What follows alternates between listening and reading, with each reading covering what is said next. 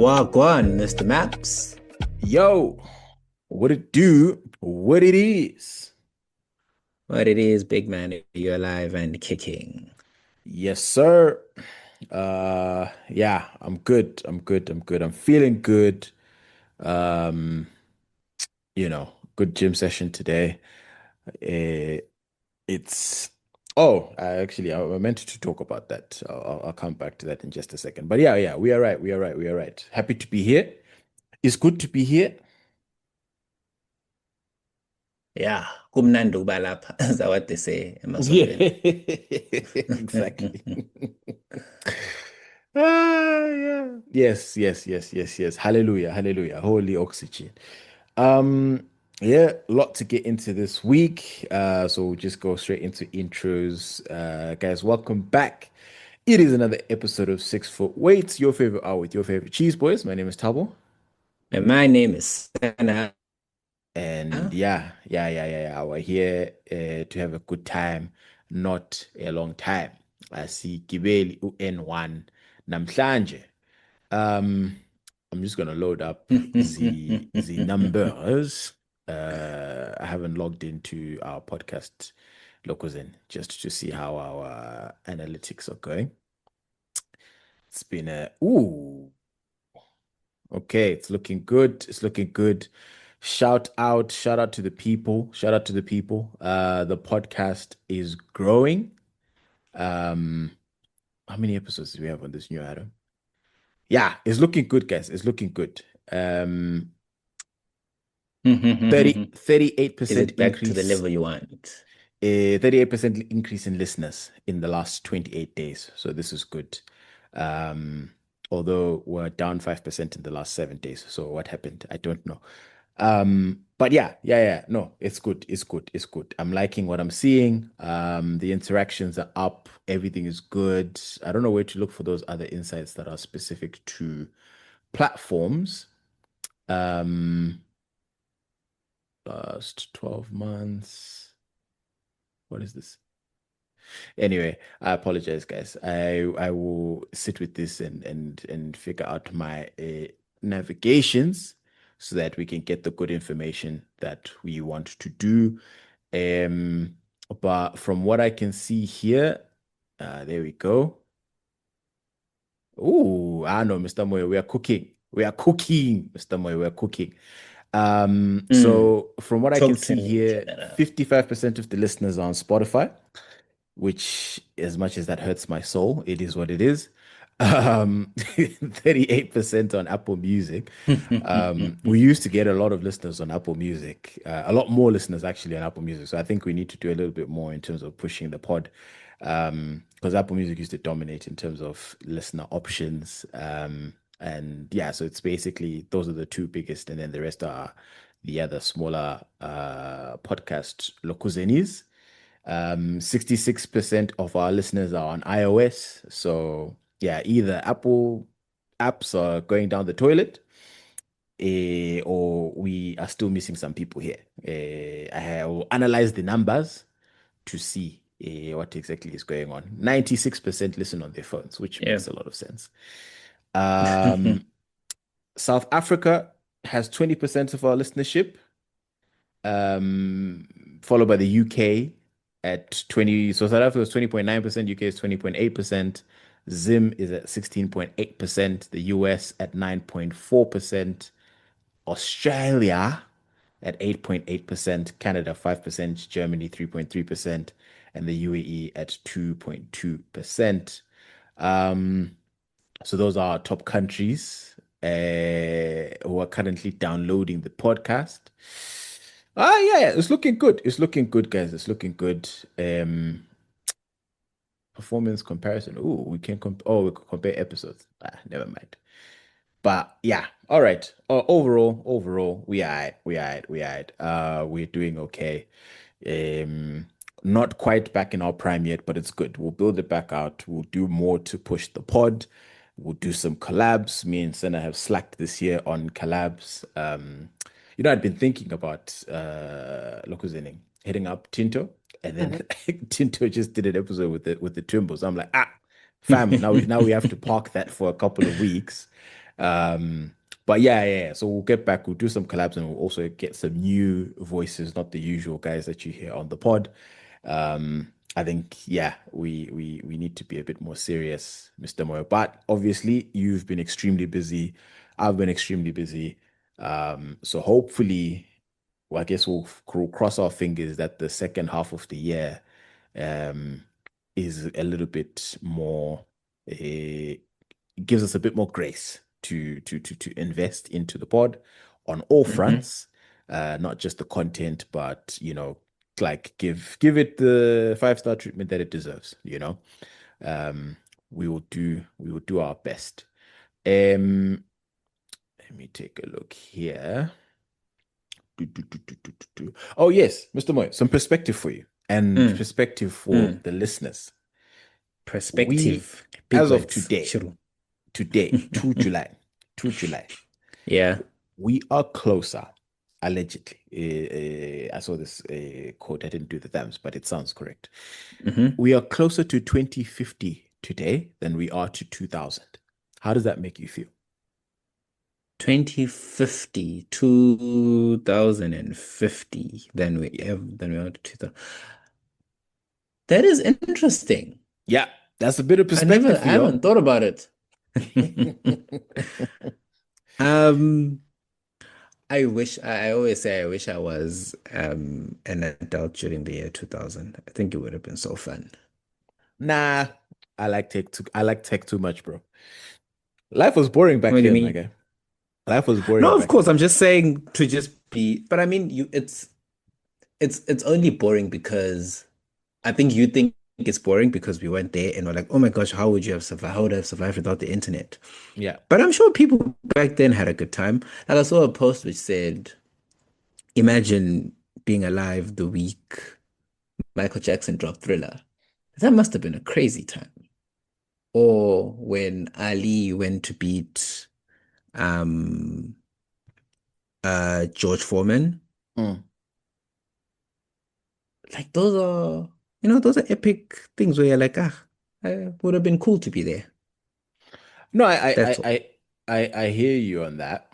However, um, at the same time, what my challenge would be, would effectively my only challenge to you would be these things. The reason why you look at it that way is right now things can happen, and like what we're about to get into with Diddy, right?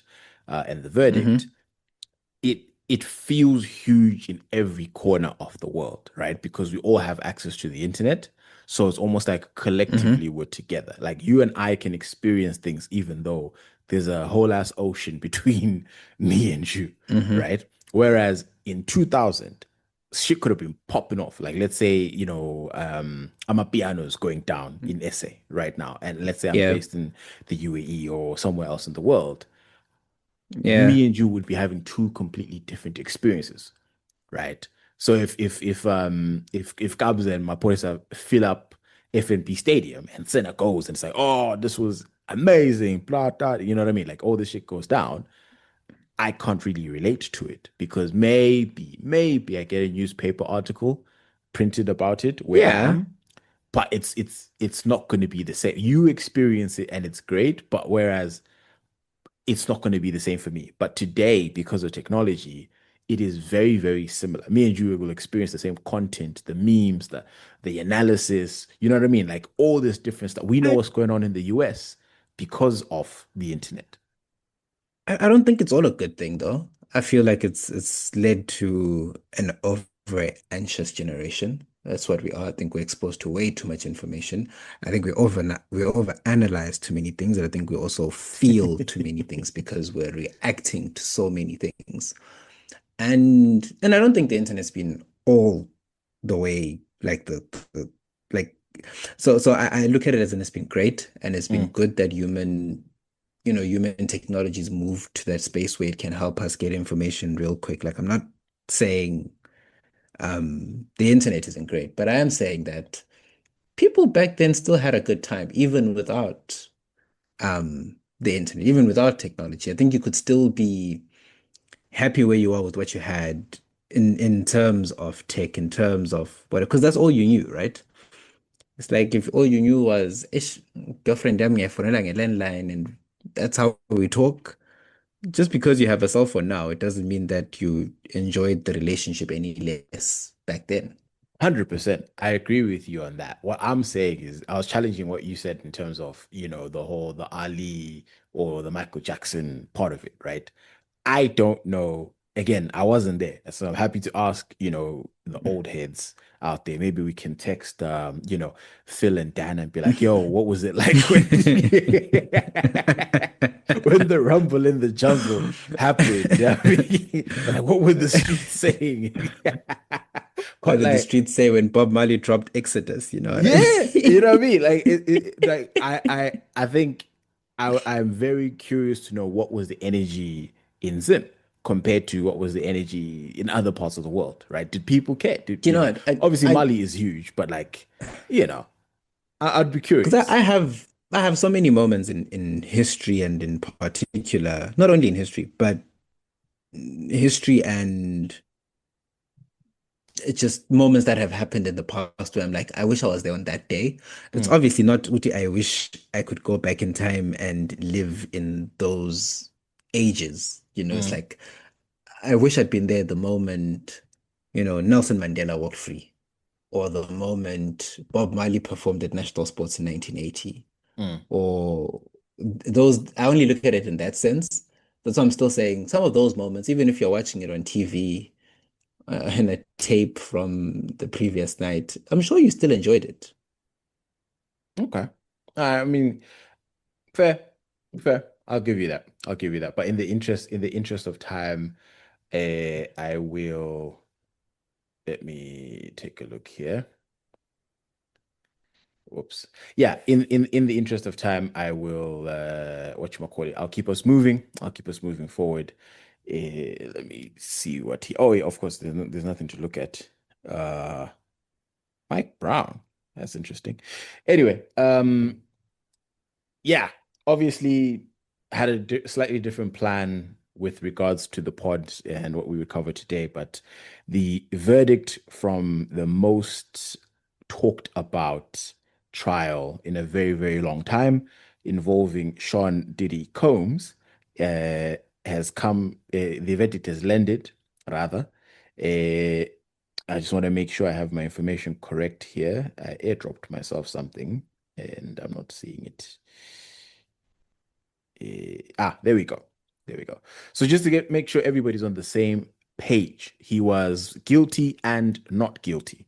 There were five Mm. counts that were against Sean Diddy Combs. And Again, it's obviously funny. the most the most the most damning and the most damaging was the racketeering charge, and the hardest to prove was the racketeering charge with the hardest sentence as well. So on count one, racketeering conspiracy, he was found not guilty. Count two, sex trafficking by force, fraud, or coercion, not guilty. Count three, transportation to engage in prostitution. This is specific to Cassie. Guilty. Count four, sex trafficking by force, fraud, or coercion, not guilty. And then count five, transportation to engage in prostitution. He was found guilty. Additional context for anyone who might not have been paying attention to the trial. Effectively, you had your count one, the racketeering, which was the linchpin, and then the four other counts were specific to the so I read a couple that might have sounded repetitive, right? So two counts were both sex trafficking by force, fraud, or coercion. Those are two counts. One, like I said, to in the case of Cassie, and the other one was in the Yep. case of a lady who did not want to have her identity disclosed, who goes by Jane or Jane Doe. I don't know what the difference is. And then the other counts over the same two women were specific to transportation to engage in prostitution, of which he was guilty on those two counts.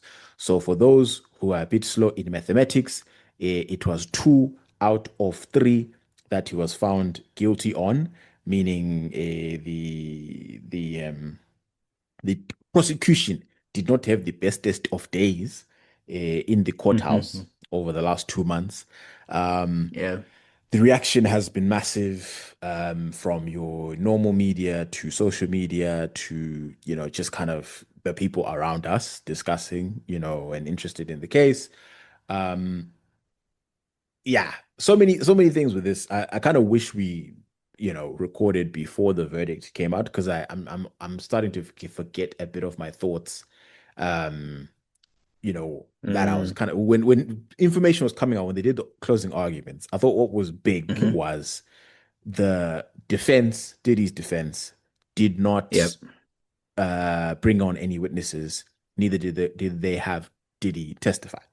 And Hmm. what the experts were saying out there was that it's one, you're playing Russian roulette, right? In the sense that the Yep. defense goes, hey, the prosecution has not done its job and proved Yep. beyond a reasonable doubt any of these counts. And also, they're confident, right? Because you could basically shoot yourself in the foot by not calling anyone forward who could come and back you up. You're basically Hmm. saying if I put out my chest, right, and Yep. say, nah, Sen hasn't done a good job. That's nonsense. Yep. He's exaggerated everything. Ha ha ha ha ha. Right. Yep. It can be interpreted one way or the other way, So Yep. so that was the thing that had me kind of like, huh, okay, that's interesting strategy. And people were talking like, oh, is Diddy going to testify? Is he or is he not? Um, I mean, again, for the sake of theater, I would have loved to have seen him or hear. I guess it wasn't televised, but to hear him testify.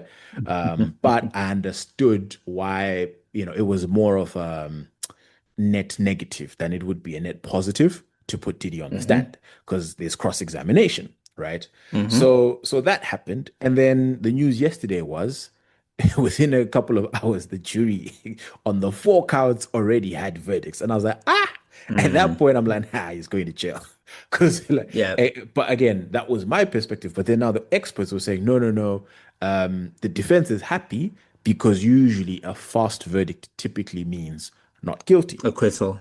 So I'm Hmm. like, what the hell? That's weird. Because like in my mind, if someone has made a decision like that, especially given the information that we're talking about, or charges that we're talking about, I'm like, these ones went in there and said guilty, guilty, guilty. That's the way that at least I, Yeah. had it play out in my mind. And then obviously the one where I think you, me, and everybody else, a lot of people across the world were like, bruh, how are you justifying this RICO? That's where a lot of the chatter was, Yeah. right? Everything else, people were like, I think mostly on the, yeah, if they say Diddy is guilty, I don't think anyone would have lost their minds, right? I don't think anyone Yeah. would have been like, oh my gosh, it's a travesty. But I do think if he was guilty of the RICO, a lot of people would have lost their minds on some, bro, no, that's, it's a BS type shit. So he was not found, guilty on that. I was not surprised that the jury was kind of, we don't know what the splits were, but they were just what was reported back to the judge was, hey, bruh, there's people who are not gonna change their mind here. We are hung, right? We are a hung jury. We cannot agree. Hmm. And then the judge pushed them with, yeah, yeah, yeah, just keep talking, keep talking. Eventually, what you call it, people, y'all come to a decision. And both the defense and the prosecution also pushed the judge to say, hey, push them to come up with a resolution. The other Hmm. big X factor of why I think the decision came when it came is 4th of July, right? So it's a long holiday in America that's on the horizon, right? And as a Yeah. jury member, the historical data shows that when they see with weekend is on the horizon, or like where's long weekend is on the horizon, we ain't trying to be, you know what I mean? Like let's rack this shit up, Hmm. right? So all of these things I feel like came to play at the end of the day. So I was like, yeah, well, they're probably gonna, I was pretty confident that by today, latest tomorrow, they were gonna have, because also you're tired, right? Like all this information, all of this secrecy, and like, you know what I mean? Like all that Hmm. tension. I think as a juror, you Yeah. also get fatigued. Um, but yeah, no, those It's a those are very just long time as my well. yeah, it's a long time. Those are my general kind of takeaways from like a big picture, from a bird's eye point of view. But what did you glean? How closely were you following, as I feel like this was your Super Yeah. Bowl as a lawyer. So Not even, man. Like, I think this was, in a weird way, as it was unfolding, I think it became clearer that he'd probably be acquitted. you think so? Um, yeah. And sometimes you don't even need to bring your own witnesses if you have a good cross-examination. Mm, So if you can discredit those other witnesses to tell a different story than the one mm, that they intended to tell, that's as good as bringing your own people to. It's actually better because you didn't even bring them. They're mm. meant to be, the other witnesses or the other parties' witnesses.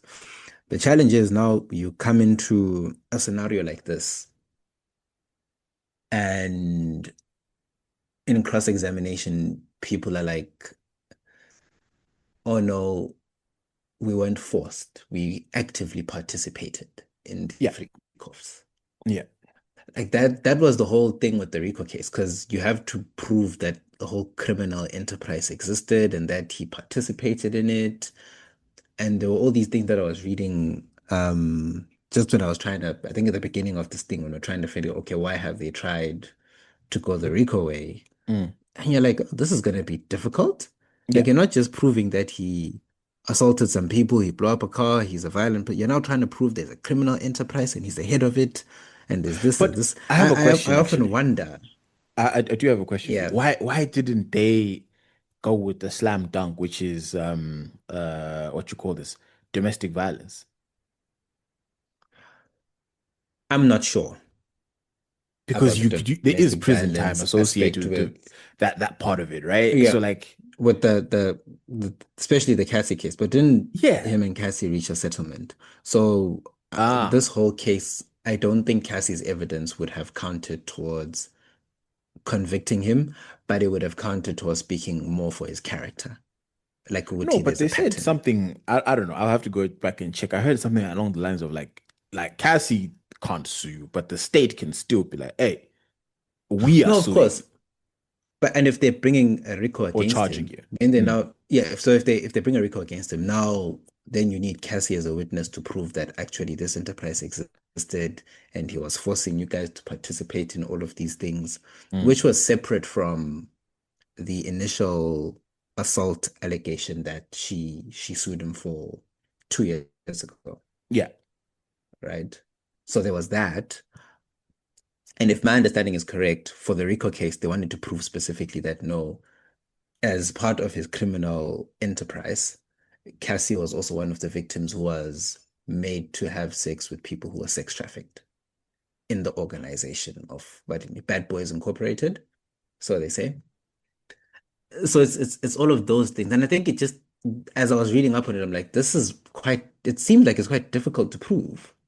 And as it was unfolding, and it turns out that people weren't actually forced. A lot of these people were hired prostitutes Yeah. who would come and, like, you've been paid. And then there were the texts where there were people who were actually saying, I can't wait to freak off. Then it's even harder, right? It's like, okay, it becomes so difficult to prove. And then you always wonder then about the justice system, if some of these things, are people really pursuing justice, or are they pursuing headlines and assets Mm. and all the other things that really matter for the state, instead of, because it's bigger news if you're like, oh, we brought down the Diddy criminal enterprise. Diddy was arrested for assaulting some people. Not so much. But maybe that's why they went all out to try and get like the big slam dunk, instead of maybe focusing on investigating the little things. You blew up someone's car. Okay, let's charge you for this, and let's charge you separately for this. It's hard work, but maybe it's more of a sure thing. Because also, why not? Because you think about it, right? Like, my thing is, look, uh, should Diddy be in prison for a long time? Yes, I think I and a lot of people will say yes to that, right? Hmm. Um, and it's funny how like OJ had the famous trial, right? Hmm. where he was found not guilty. And Hmm. he still did hella prison time for the dumbest charge ever. You know what I mean? Yeah. Where he tried to steal back his memorabilia or whatever. And Yeah. that's where I'm like, if you see that precedent, I'm less so inclined to try and look for a slam dunk, you know, could you possibly look at it as grandstanding type of case? Or rather than give me the yeah, give me the 1 plus 1 is 2, because at the end of the day, I don't want the fancy headlines. I want this dude in jail, and I want him in jail for a long time. Hmm. Right. Where do we have him dead to rights? Okay, we have him dead to rights on one, two, three, four. Right. And because, yeah, you can't. How do you? This trial began with his defense saying, hey, yeah, no, this guy, our client here is an abuser, civilly, but he's not a criminal. That is a wild thing to say in your opening remarks in court, Hmm. right? And it's like the only reason you can say that is because those aren't the charges.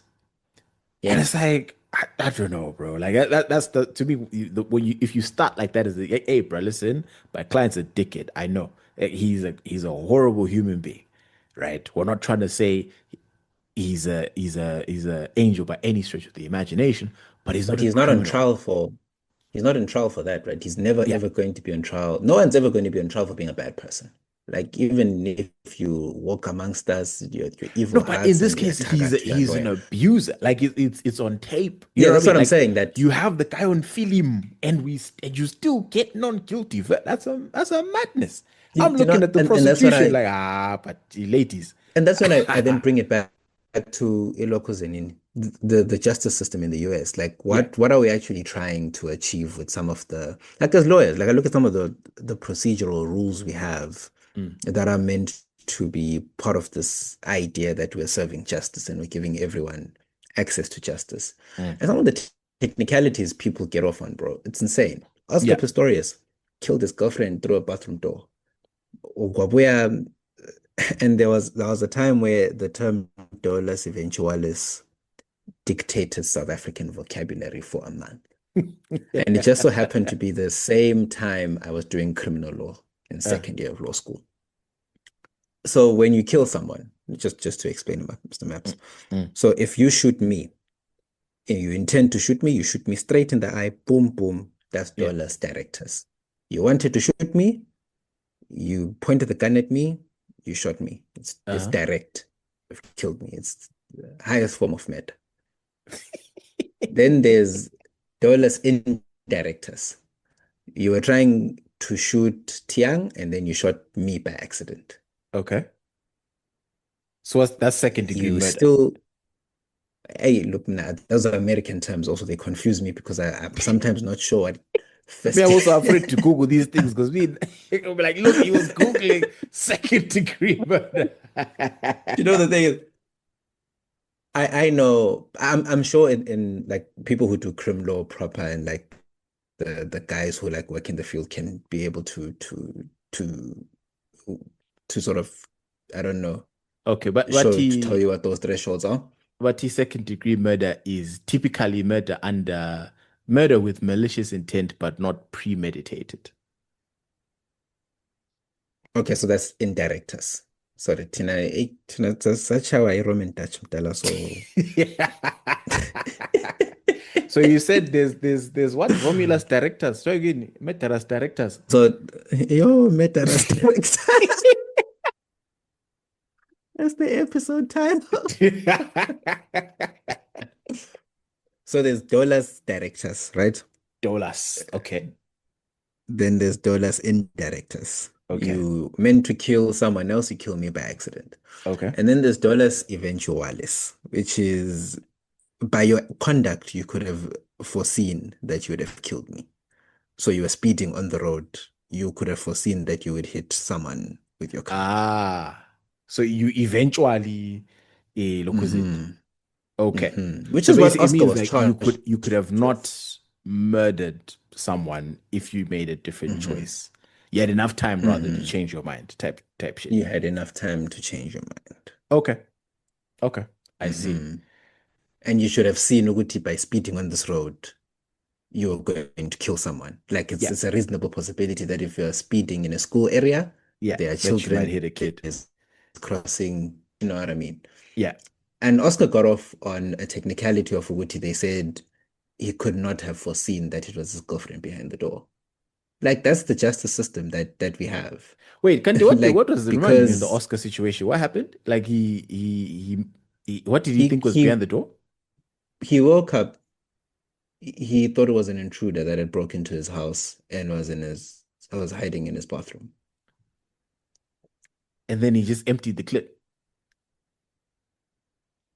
He emptied the clip. Ah. Yo, that's actually mad. Didn't check to see if his girlfriend is next to him. Didn't check to Ah, see if his Jack, girlfriend bro. is next to Me, him. if He I'm the just got judge, I'm up. like, Padungi. If you live And with you your never read the age. Oscar story, good way. Literally, Oscar on Valentine's Day. And the funny thing is, you could like any and that's the funny thing about justice. And justice is and it's important that we see justice. And don't guys think I'm report there's a lawyer who says the current justice system in Janjan. But I think it needs to be improved Mm. because you can't have a scenario on Valentine's Day, you shoot your person over city, you thought it was an intruder. And then he came and he said no because he didn't have his prosthetics on. He Mm. felt insecure and unsafe and he couldn't have seen. He just jumped out of bed. Hey, hectic. And you bring it back here and you're like, we saw the video, we've heard all the stories, Yeah. but in court, it needs to be different. And that's the justice system we have. No, I think also the other thing that makes it tough in America, right, is that I think in federal cases is beyond a shadow of a doubt or beyond reasonable doubt, whatever it is, right? Like it's one of those Yeah, so like, for criminal cases, it's beyond reasonable doubt. So you need yeah, to prove as a prosecution that he did this beyond reasonable doubt. yes, And then for civil cases, it's a balance of probabilities. yes. So when you're suing me, it's easier to prove a balance than than a reasonable doubt. So in civil court, he could have been guilty on all counts, potentially, right? Mm. If those were the same charges and Hmm. and whatever. And kind of what you're talking about with the justice system, right? When you set up, I love and hate it, right? Because you kind of also want to protect people who would be on the wrong side of this, or what am I trying to say? Like people who would need that type of protection, right? Like maybe you aren't actually the criminal, right? In this case, right? Mm. Um, Mm. it's you want to be able to give people that chance where a jury of your peers Yeah. can be like, actually no, right? So I do understand why Yeah. it's there, but also Yeah. the thing is we're human You beings. We know are what? gonna find ways out of or abuse. We're gonna abuse the system, I and rich people are gonna abuse the system, unfortunately. you know what? I used to believe this, right? Mm, Until the Thabo Bester story. mm. Remember the Thabo Bester story where him and his girlfriend broke out of Prison. um they broke out of well, first they faked his death and then broke him out of prison. And you start to realize, and I've watched a whole bunch of documentaries about how, you know, the main reason why there's a lot of minority groups in the Western world that end up in prison is because it's cheap labor that the Mm, government provides to anyone who needs it at a price. mm. Like that is insane.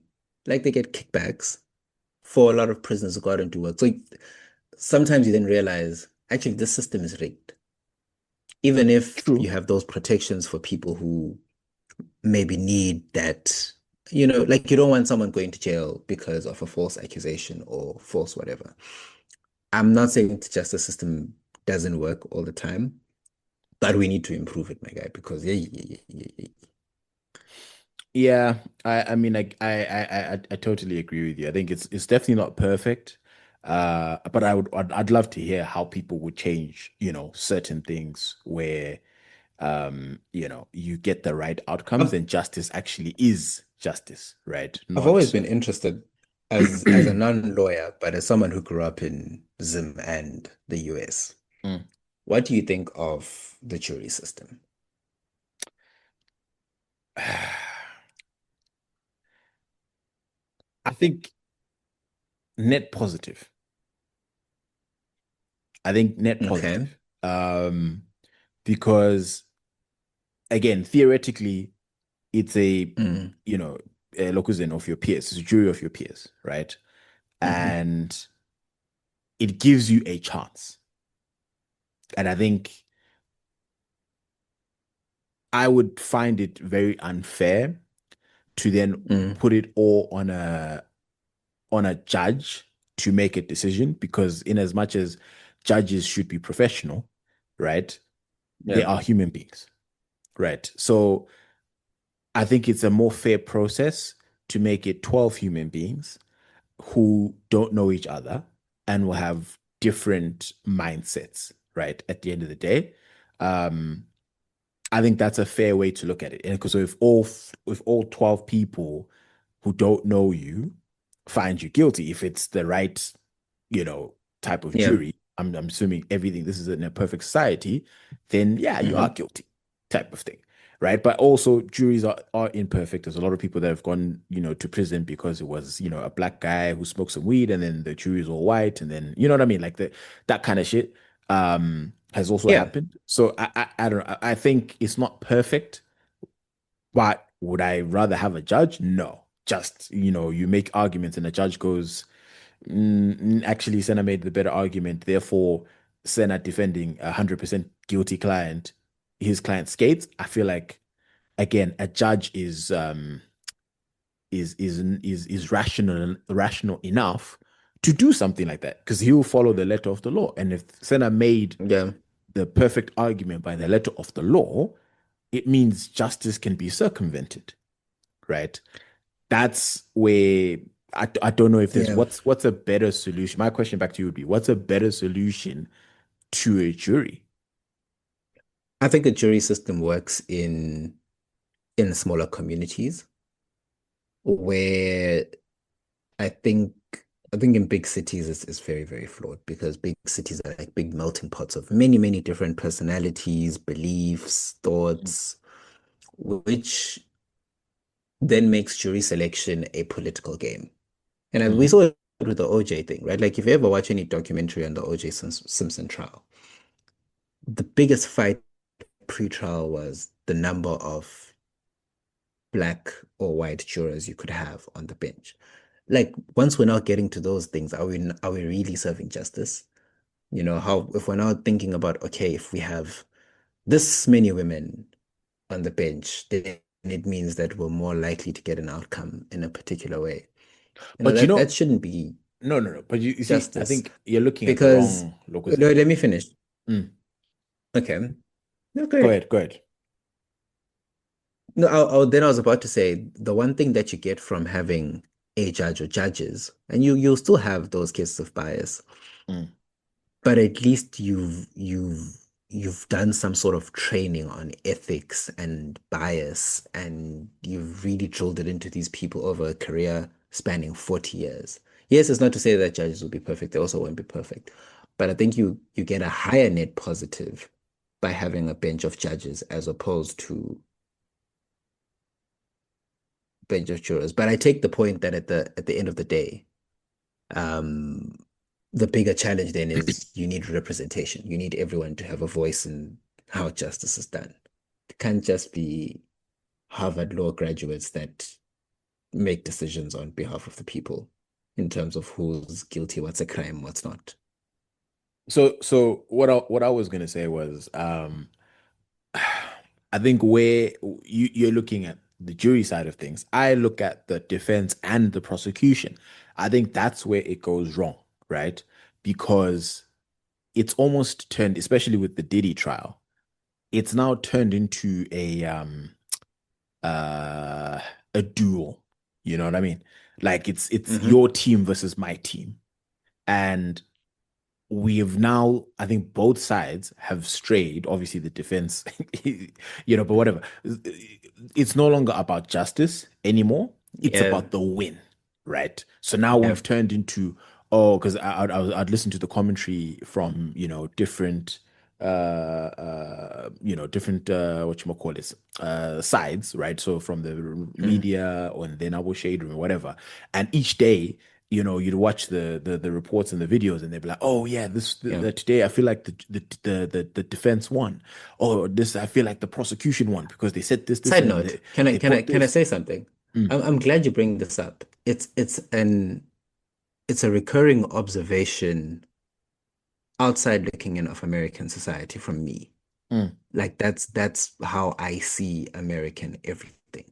mm, Like it's binary. Like I don't think Americans discourse about, and it can be anything, right? It can be about whether or not you are a Republican or a Democrat in the US. Like it's either you're red or you're blue.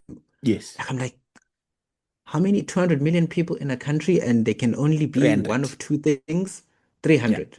yeah, 300 million in a country and they can only be one of two things in their beliefs. yeah, Couldn't be off, right? yeah, Like it couldn't be off. And you look on both sides of the spectrum, it's led by a bunch of white people here and a bunch of white people there, and every now and again they decide who runs the executive. And then it's all about for the rest, right? It's not uh, about whether or not you're represented. Or you must pick a side because that's the United States, you know. You must pick a side. You must choose. Are we here yeah, or are we this? It's an us versus them. It's us and the Middle East. It's us yeah. and the rest of the world.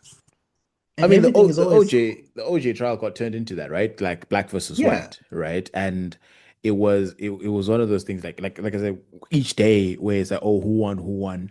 And I think that now becomes the focus of like, oh, who's gonna make the best argument? And it became less about what Cassie went through and Jane went through, and it became less and less about the protagonists and more about, you know, defense versus offense, and then it almost becomes a game, at the end of the day. about And sides. exactly. So And I that think that's it's filtered through to the rest of the world, and even in the way that we talk about things on Twitter.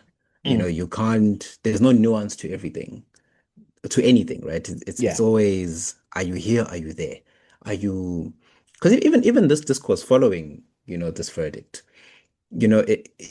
people can't talk about why is it that he's gotten away with, well, not saying gotten away with, maybe is an incorrect term.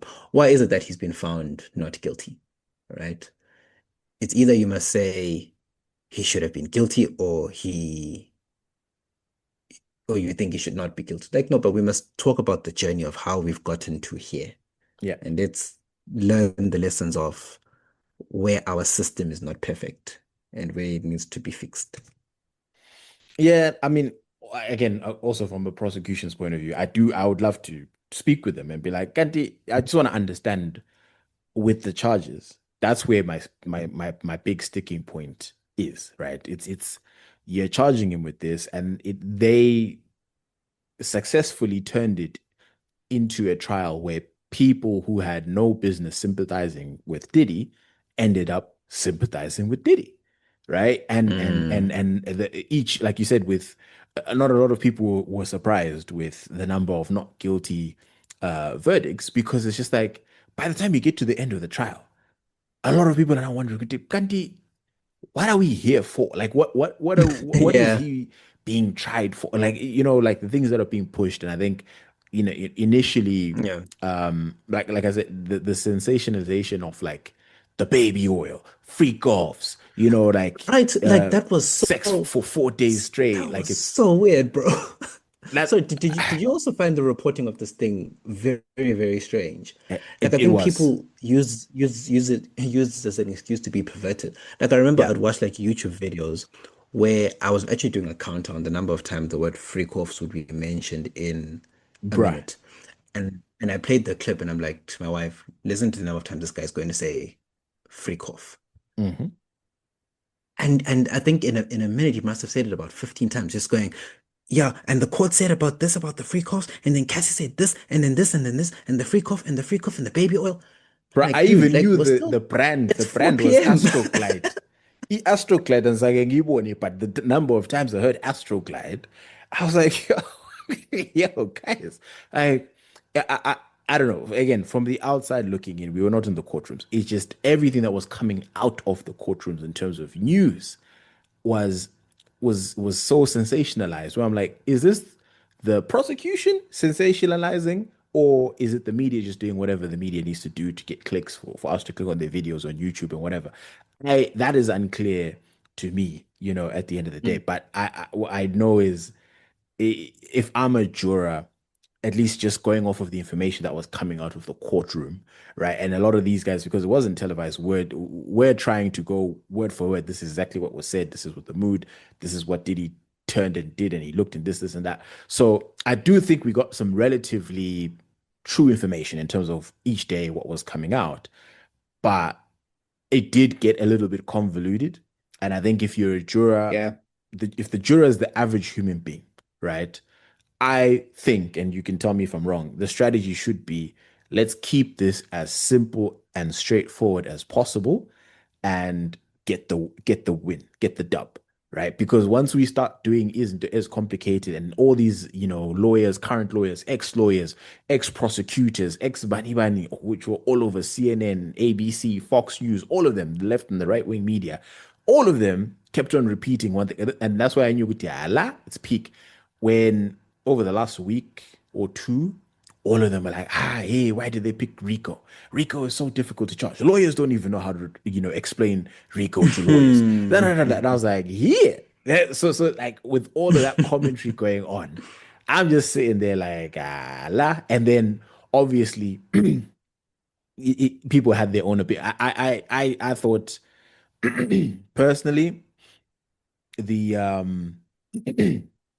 I thought he was gonna get the four.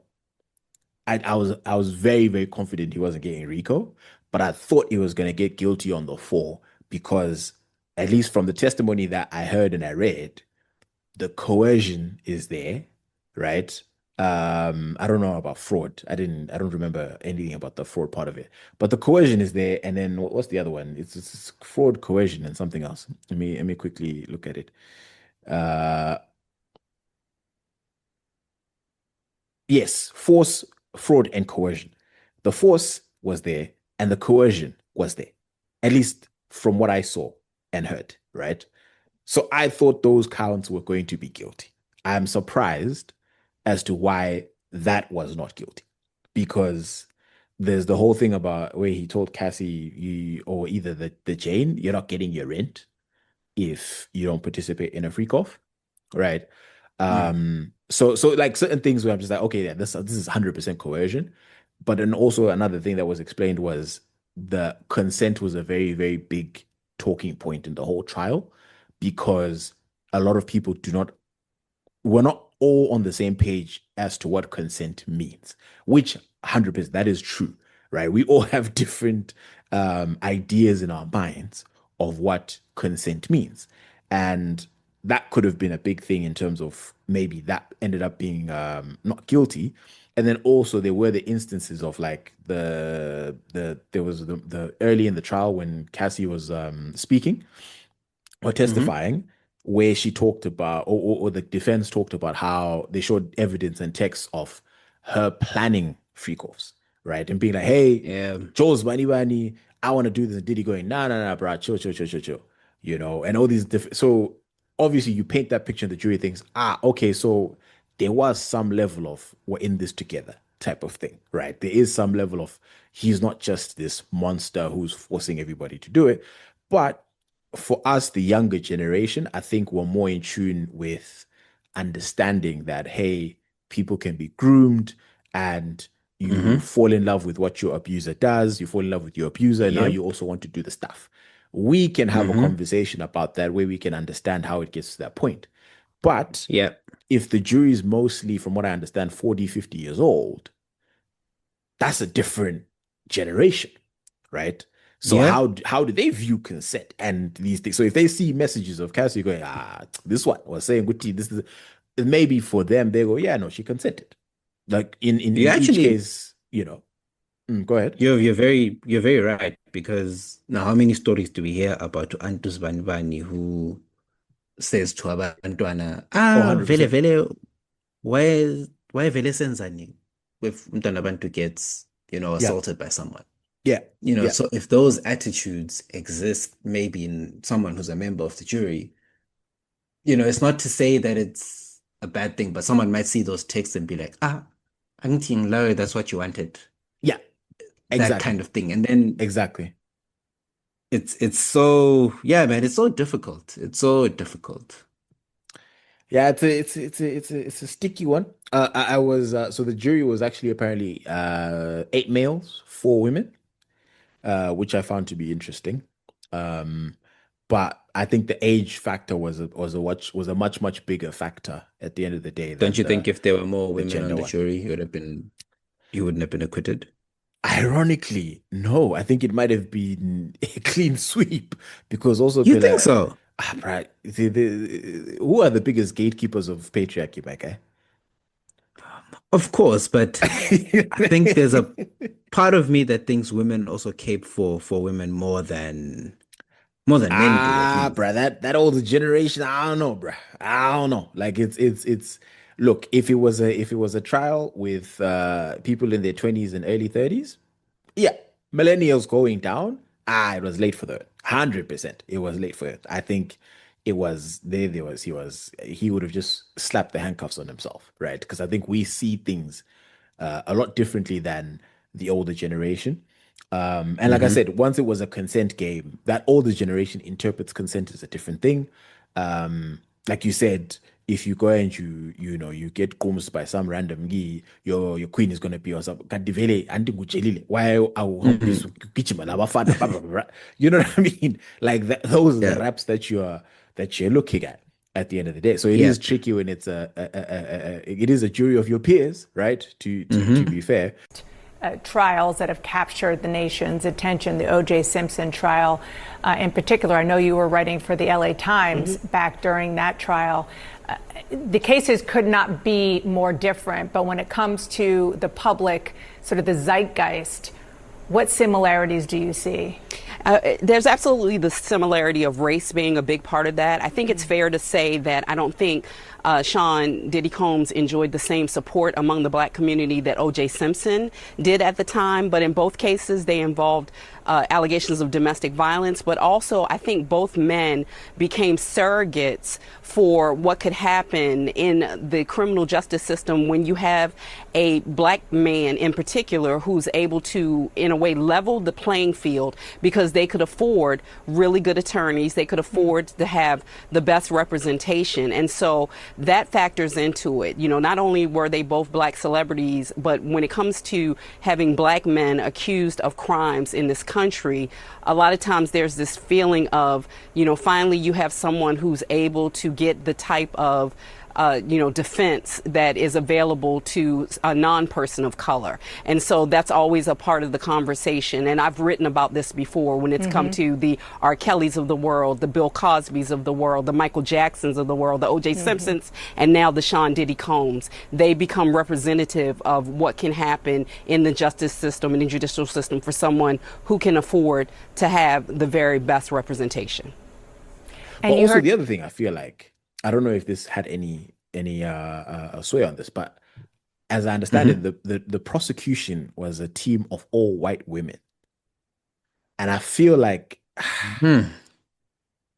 in as much as the OJ shit was a long time ago, and there's a long history in America since then and before of black men being unfairly tried on bogus charges, right?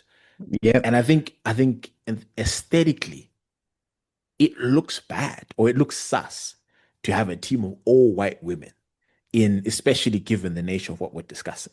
I feel like maybe if the team had again, this is what was reported as per the CNNs or the Foxes or whatever, in terms of that it was all white women team for the prosecution.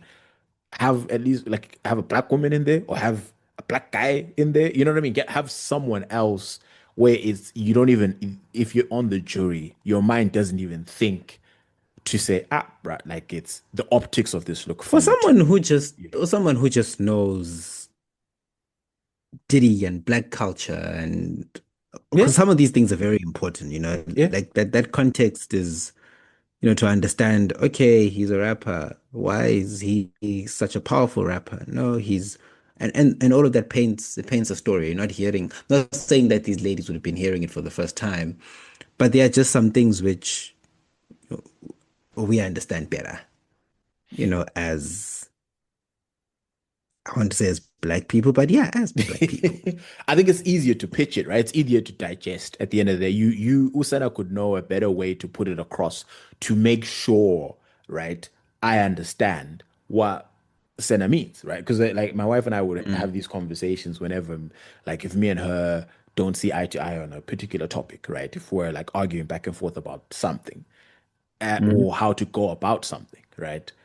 Like I always say, like, look, is the point here to you know brandish justice for lack of a better phrase the way that I think justice should be brandished, or is the point to make sure Senna receives the message that I'm trying to put across? Because if it's the latter, then I might not want to yell at Senna, for example, right? Because if I yell at Senna, Senna's not going to hear anything that I have to say, even though, ooh, Senna, fucked up by borrowing money from me mhm, and not paying it back, right? So mhm. is the point to get Senna to understand why it's important to pay me back my money? Or is the point to make Senna feel like shit that he hasn't paid me back my money? Because those are two very different approaches, right? And I I think a think lot it's of the probably time, both, to be honest. I think it can't be both. I think you have to choose. I mean, Again, you try. justice is both punitive and it's also for compensation, but it must also punish. So it must redress and Mm, bring you back, make you whole again. mm. Um, but it's also very important that it's punitive, it punishes you. And that's where I think a lot of people then feel like punishment is important. Yeah, okay. No, fair enough. But obviously, there's going to be a lot more fallout from the trial. The Diddy's lawyers are right now writing a letter to the judge justifying why Mr. Sean Diddy Combs should be free. The deadline was of as of an hour ago. They had to submit this documentation, both sides, prosecution and defense.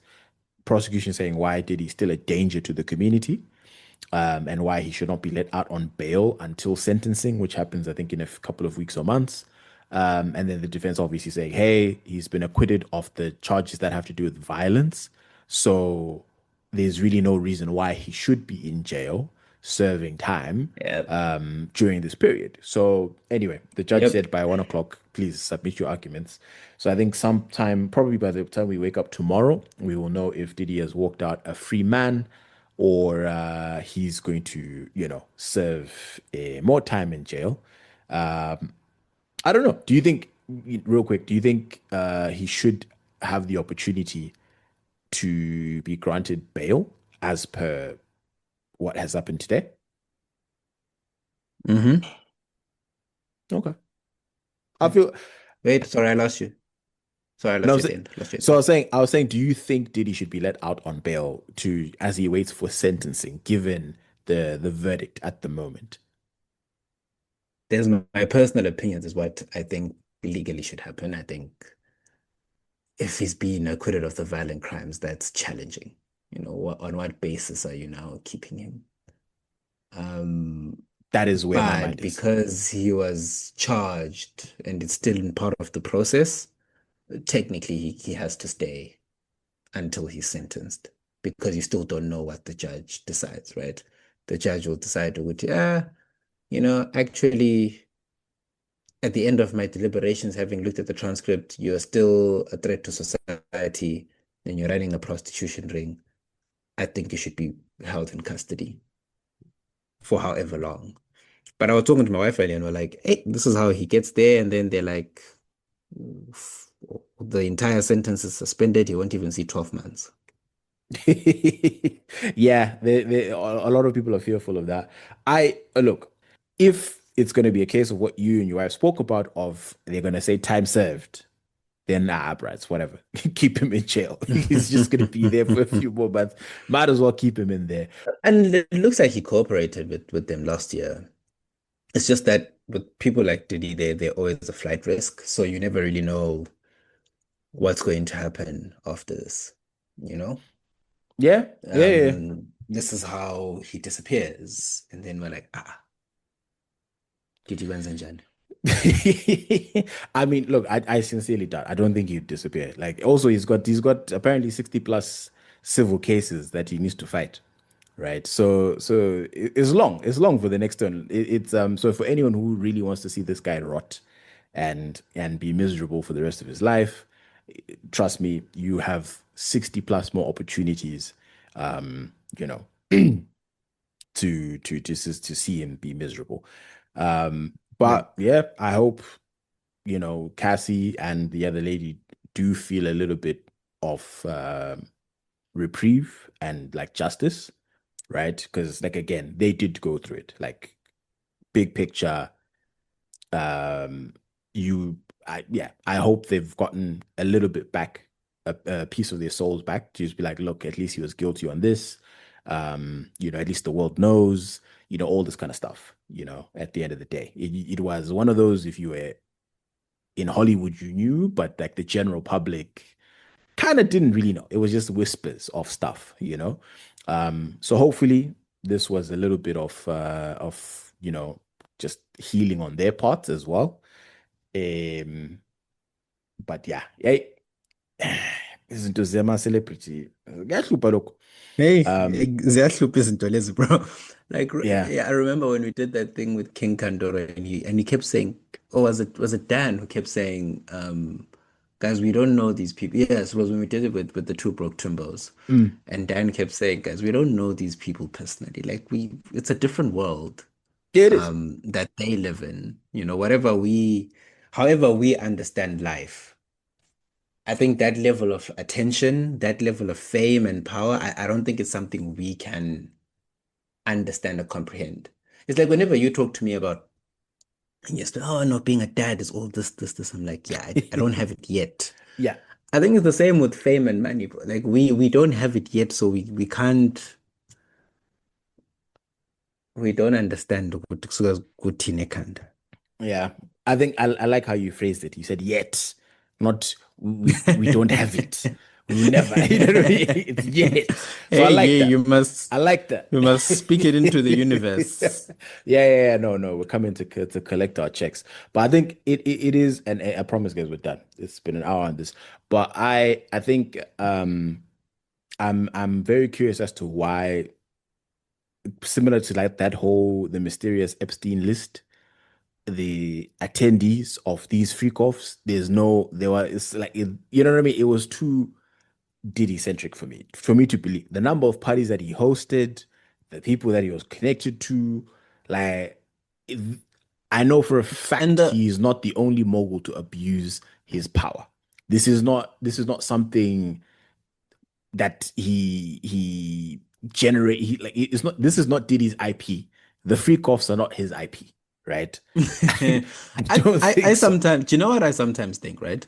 Mm, I genuinely sometimes think that in Hollywood, he was just, that guy who just organizes parties and girls for everyone mm, who's more mm. important than him. Like, I don't think, like, over the last 20 years in Hollywood,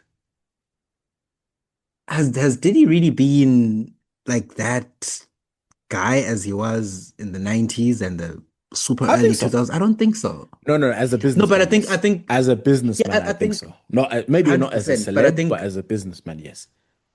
and I think he took on the role of just providing services and things to all these people in Hollywood.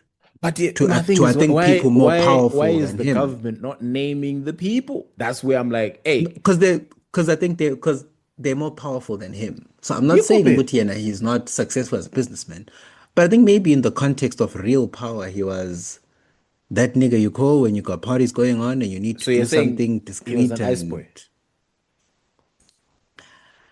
I wouldn't say maybe a promoter, like a whole, like a Promoted. But like a then promoter who's again, made it really, really big.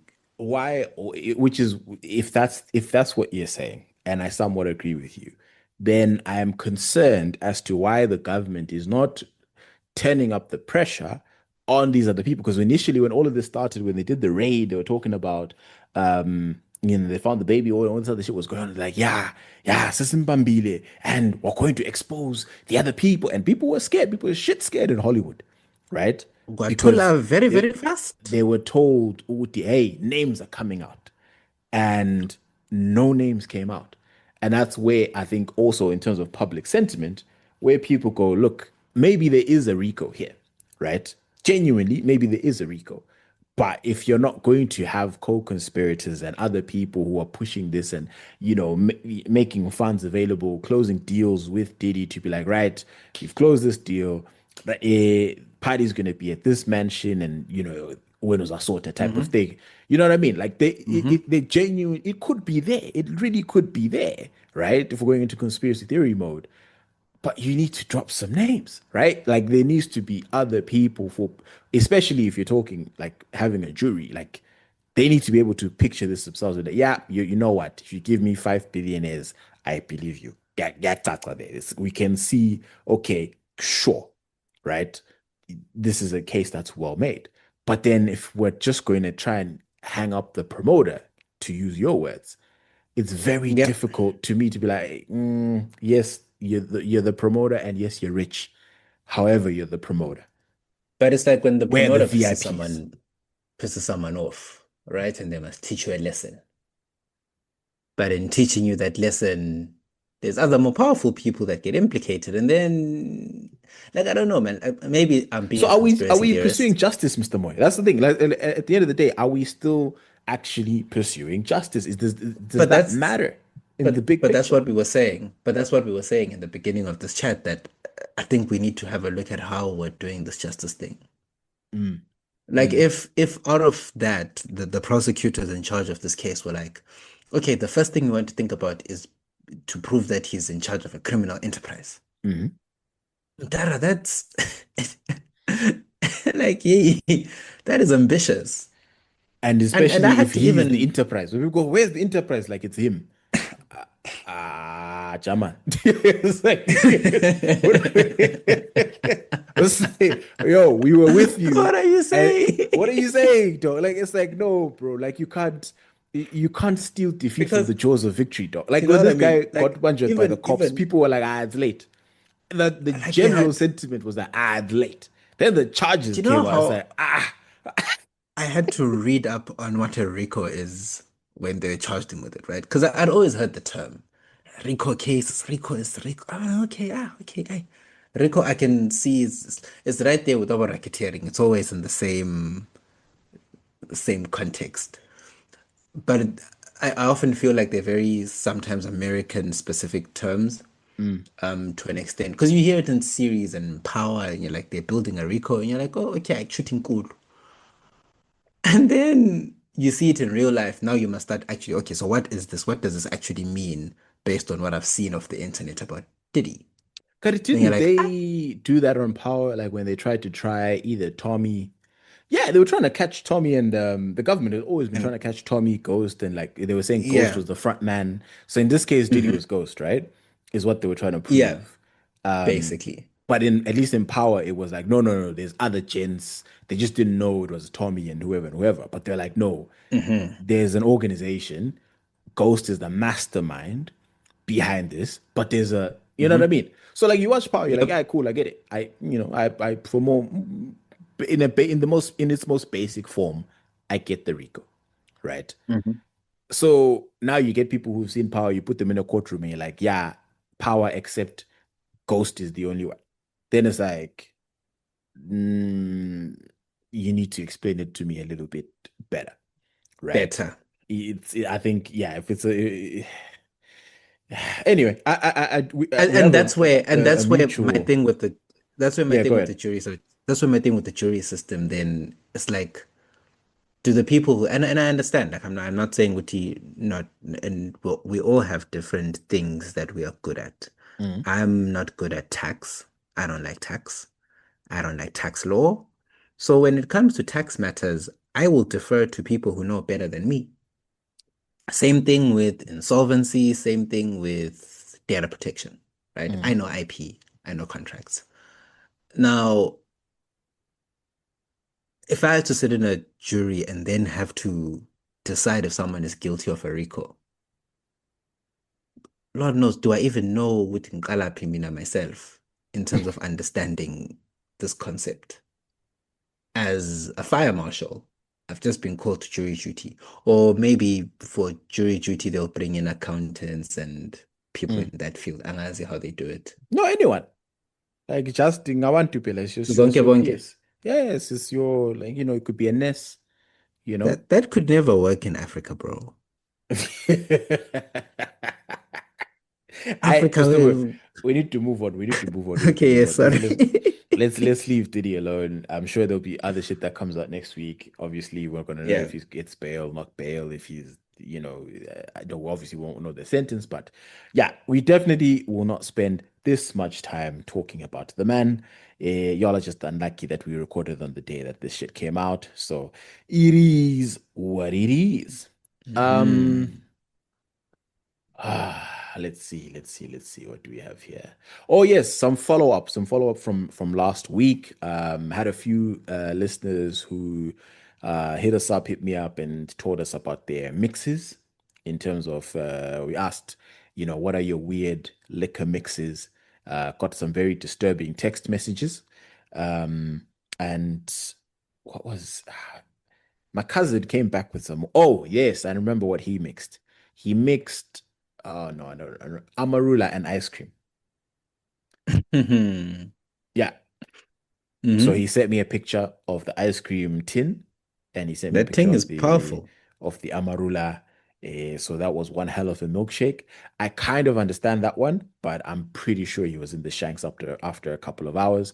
As black people, we tend not to be uh, tolerant of the lactose. So I felt a little bit sorry for him in that aspect. Another listener Hare, hare, hare. hit us up. She slid in the DMs and said, "Hi guys, uh, hope you're well. Sensational episode as always. Sensational. Hey, shout out to you, man. Yes. Or shout out to us. Just here to defend Senna's take on Jameson in a milkshake. It slaps. Powerful stuff.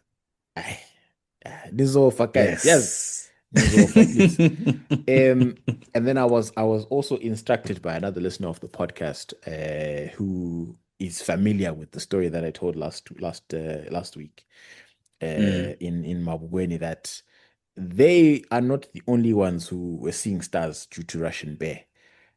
Another homie, and I completely forgot. I can't believe I forgot about this, because that, of course, bro. There's so many things How? that we've done as kids where it could have gone horribly wrong, Mm. and you could have been scarred for life. So one of the homies that was there, she's a lightweight, right? Doesn't take a lot to get her on Can't level handle the 10. liquor. Doesn't take a lot. Umaisi goes to war with Russian Bear. Obviously, the Russian Bear wins. We're at Of Mabugweni. course. Anyone familiar with Mabugweni or familiar with Burnside in general, if you're in the shoobs in Burnside, you will know If that you're in the shoes. there's a lot of rocks. We're not starving for rocks in Burnside, right? Anyone can Hmm. tell you that about Burnside. So she got that a young Dwala. It's not huge, but it's not small at the same time, right? And the stage bailed, bruh. Fell off the door. Mm. And we saw her bail. And we thought she was dead when she hit the ground. How?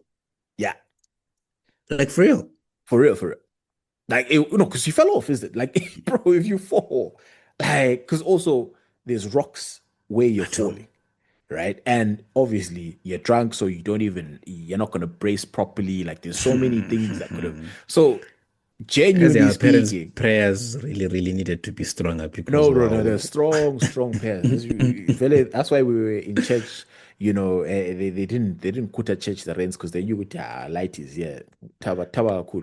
So literally, in that moment when someone falls like that, immediately none of it becomes worth it. None of the meat didn't taste good anymore. The vibes were just dead. Like it's just at least this is me in my mind where I was just like, fuck. Because what I'm thinking about is not the condition of my homie. I'm thinking about how I'm going to explain to my dad what I was doing at Mabugweni. Like, why was I there? That Why was was your I first thought. why was I around alcohol? You know what I mean? Like it's just that's where my mind went to be like now, obviously because we know the problem with Amasabat. 90% of the people there are SDAs. We know everyone's family knows each other. It really that's where my mind was. Like now, if this stage is It would dead, become a Herens come to us on some, so what happened? Vili Vili Senzan. You know what I mean? Like all Nathatha these umntwana different abantu things are going lambulala through. emadwaleni. Bro. So like I literally, can I'm already sitting see there it. like in me, all of it just did not it just became not worth it. And it's just kind of like, fuck, what am I doing here? That's what went through my mind. And then 2 seconds later, my seat got up and Ooh, the relief. music continued and the meat was back on the grill. Like it was, but Aze anyway, abantu guys, bengakubulala kodwa emhlabeni though. Yeah. Qeda all they this to just continue say, playing the music. Russian bear, respect that thing. Respect that thing, or it will disrespect you. Ngcishe ngafa. Yeah, no, for real. Bro, like yo, Disco lights. when she bailed, bro. I mean, I was like, dead. Like, I was like, it's Shoniwe late. la. I was like, yeah, it's late. There's no story, doc. There's no story. But luckily, she was a trooper. She wasn't hurt She at was a all. triple mute pose wafa. Yes, Man, but pose, you guys are I not don't serious. even remember any injuries. There was no blood, not even a bruise or something. Like I don't remember nothing, seeing nothing. Um, but anyway, yeah, I thought I would just give the people a little bit of some clarity on the goings on of last week. Yeah, but yes. Went to see Dave Chappelle. Went to see Dave Chappelle last week. It was Nice. Is it a new special? Yeah, new material, new material. It was I would give it an 8 out of 10. Um, maybe even a 9, just because when you see a comedian live, they try to do jokes that are relatable for the locals of that, area. Mm-hmm. So if he's Yeah. London, he'll do London reference jokes or whatever. So he did a few in reference to obviously with the situation with Iran and Israel and stuff like that. He Mm-hmm. called DJ Khaled the only fat Palestinian, and asked Ooh. why he hasn't said anything about Palestine. Um, to this point. Mm, So mm, mm. it was a good special. It was a good special, and it was although his mic was a little bit weird, so the sound quality wasn't the greatest, which I was a bit surprised because I've been to a few comedy shows in that arena and it's always been solid. Mm. Maybe But yeah, technical issues of the night. yeah, maybe technical issues, but overall, I'm happy that I got to see Dave Chappelle perform.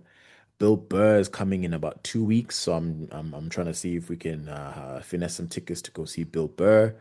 Dope. Seeing Kevin Hart, seeing Trevor Noah. I'm trying to see if there's any other comedians who I really love who are touring. And I'll be able to.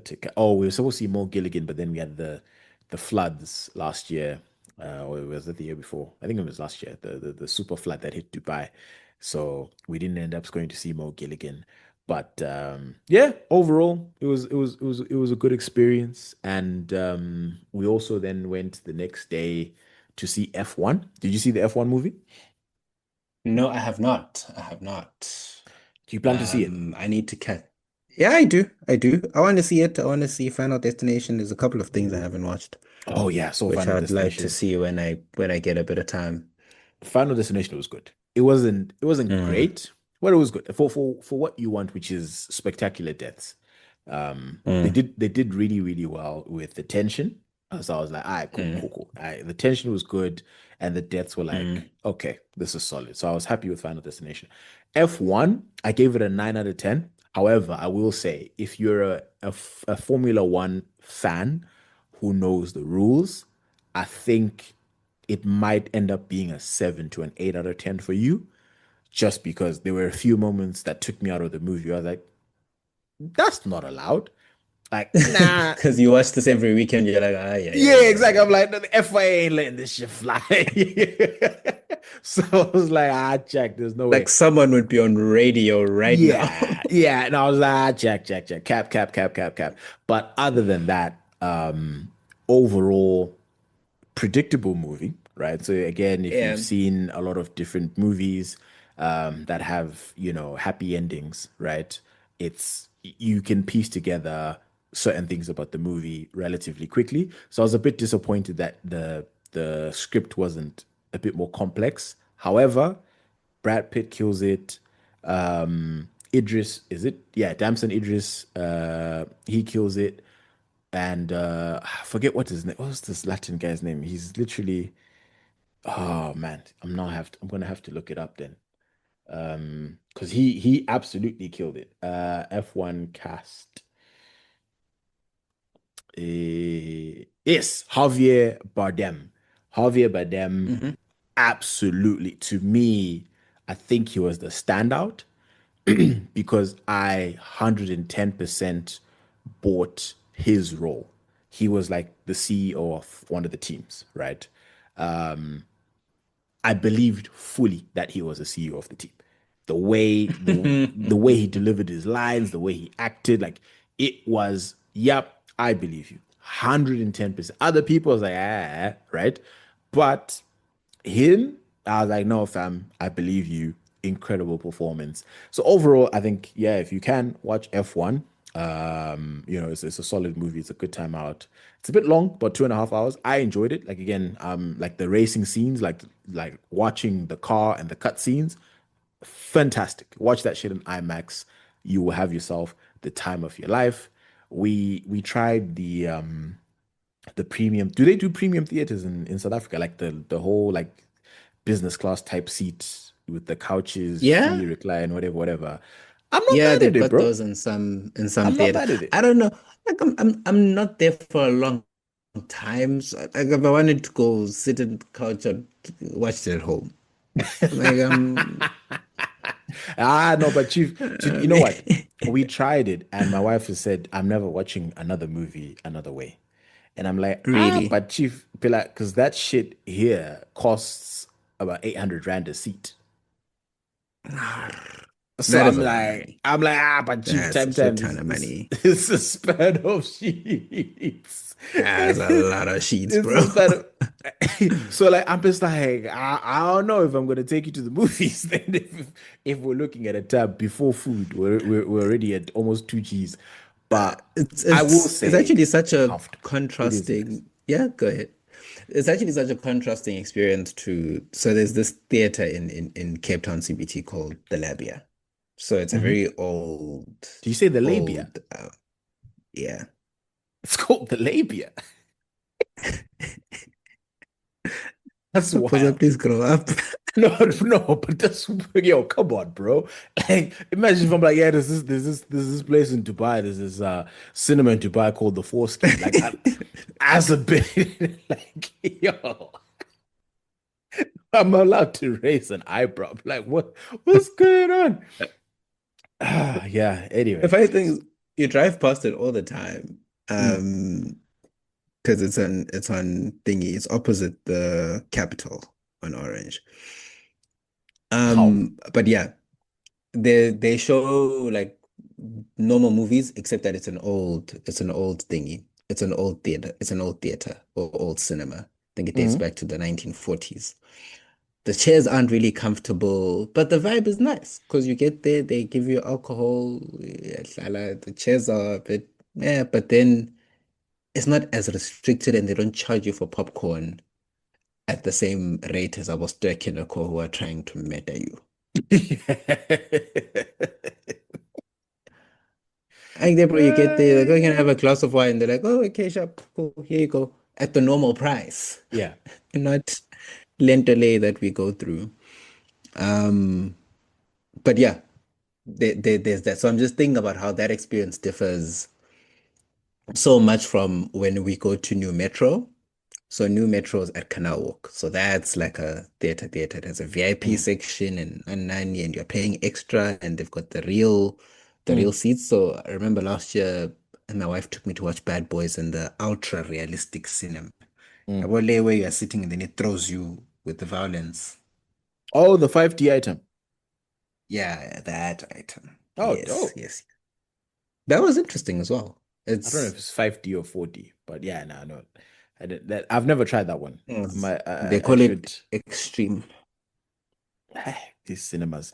But yeah, I think for me personally, I do like the premium theater experience. Like there's a whole lounge where you could play pool, you could just chill out, and I was like, oh, okay, cool. Like it's dope. But I still Mm, think the Nebula and me might do my usual 30 dirham tickets, you know, and call it a day. But I I think that's am also okay. yeah, it is. And also now these movies, but like, they come to digital within 1 month. So sometimes like, like with Final Destination, like we planned to Hmm. have a date night for Final Destination, and then we looked at the movie times. By the time we wanted to go see it, it was only showing at like 11 p.m. midnight type shit. And we're like, we are definitely Mm. not leaving the house to go see this movie. And then Chiki Chiki, a week later, it was on our dodgy box on in HD. So I was like, fantastic. So we watched it at home. And I still need to watch Sinners. So I keep thinking it's the weekend. It's like tomorrow I'll watch it. So this weekend I'll put effort in and I'll watch Sinners. Yes. But yeah, Give it a guys, go. watch call it. What's this thing called? F1. It is a good time. Yeah, but Um, yes. Real quick, Lil Wayne album. You finally listened to it. Please Yeah. share your thoughts. Um, you actually sent me a video which captured how I felt. Mm, Um, so the intro comes on. So I heard the intro on the because I watched the BET Awards. mhm. So I think he'd performed that intro at the BETs. Oh, really? He So you hear performed? the intro and yeah, he performed. He Oh, I didn't know performed. that. Um, so I heard the intro and I'm like, oh, okay. Ah, What maybe Liam the you Suyed. you mean the intro, the one with like the choir vibes, that one? Yes, Okay. yes, that one. Okay. That one. So I'm like, guys, Mam Suyed Lil Wayne, people are just being critiques for no reason. Do you know what I mean? Because you're like, this ain't too bad. By track three, I was clapped. Clap. Like by clapped, I mean I was tired. Like I could not go on anymore. It was horrible, bro. Yeah. It's horrible listening. It's almost like he did that shit intentionally. And I think that's the first thing I said to you. I'm like, this is so bad. There's no way he recorded this, walked out of the studio, and then him and his homies are like, Wayne, let's drop this. All 20 something songs. I don't understand. I don't understand. And I enjoy sometimes maybe being a bit of a conspiracy theorist with some things, but I genuinely think he's fighting with someone. Like surely, and then that song, Elephant Dontoni,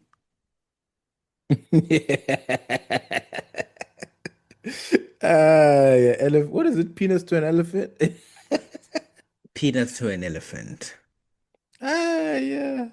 No, I think, look, um, I agree with how Joe Budden sees it in that Lil Wayne or artists in general, right? There's and I see it with directors all the time when a studio lets gives lets a director off the leash and says, hey man, here's $100 million, make the movie of your dreams, right? And more often than not, when a studio does that, it's a shit show, right? Because now the director's crazy ideas and wonky shit is what comes on screen, and sometimes that does not translate to a good movie.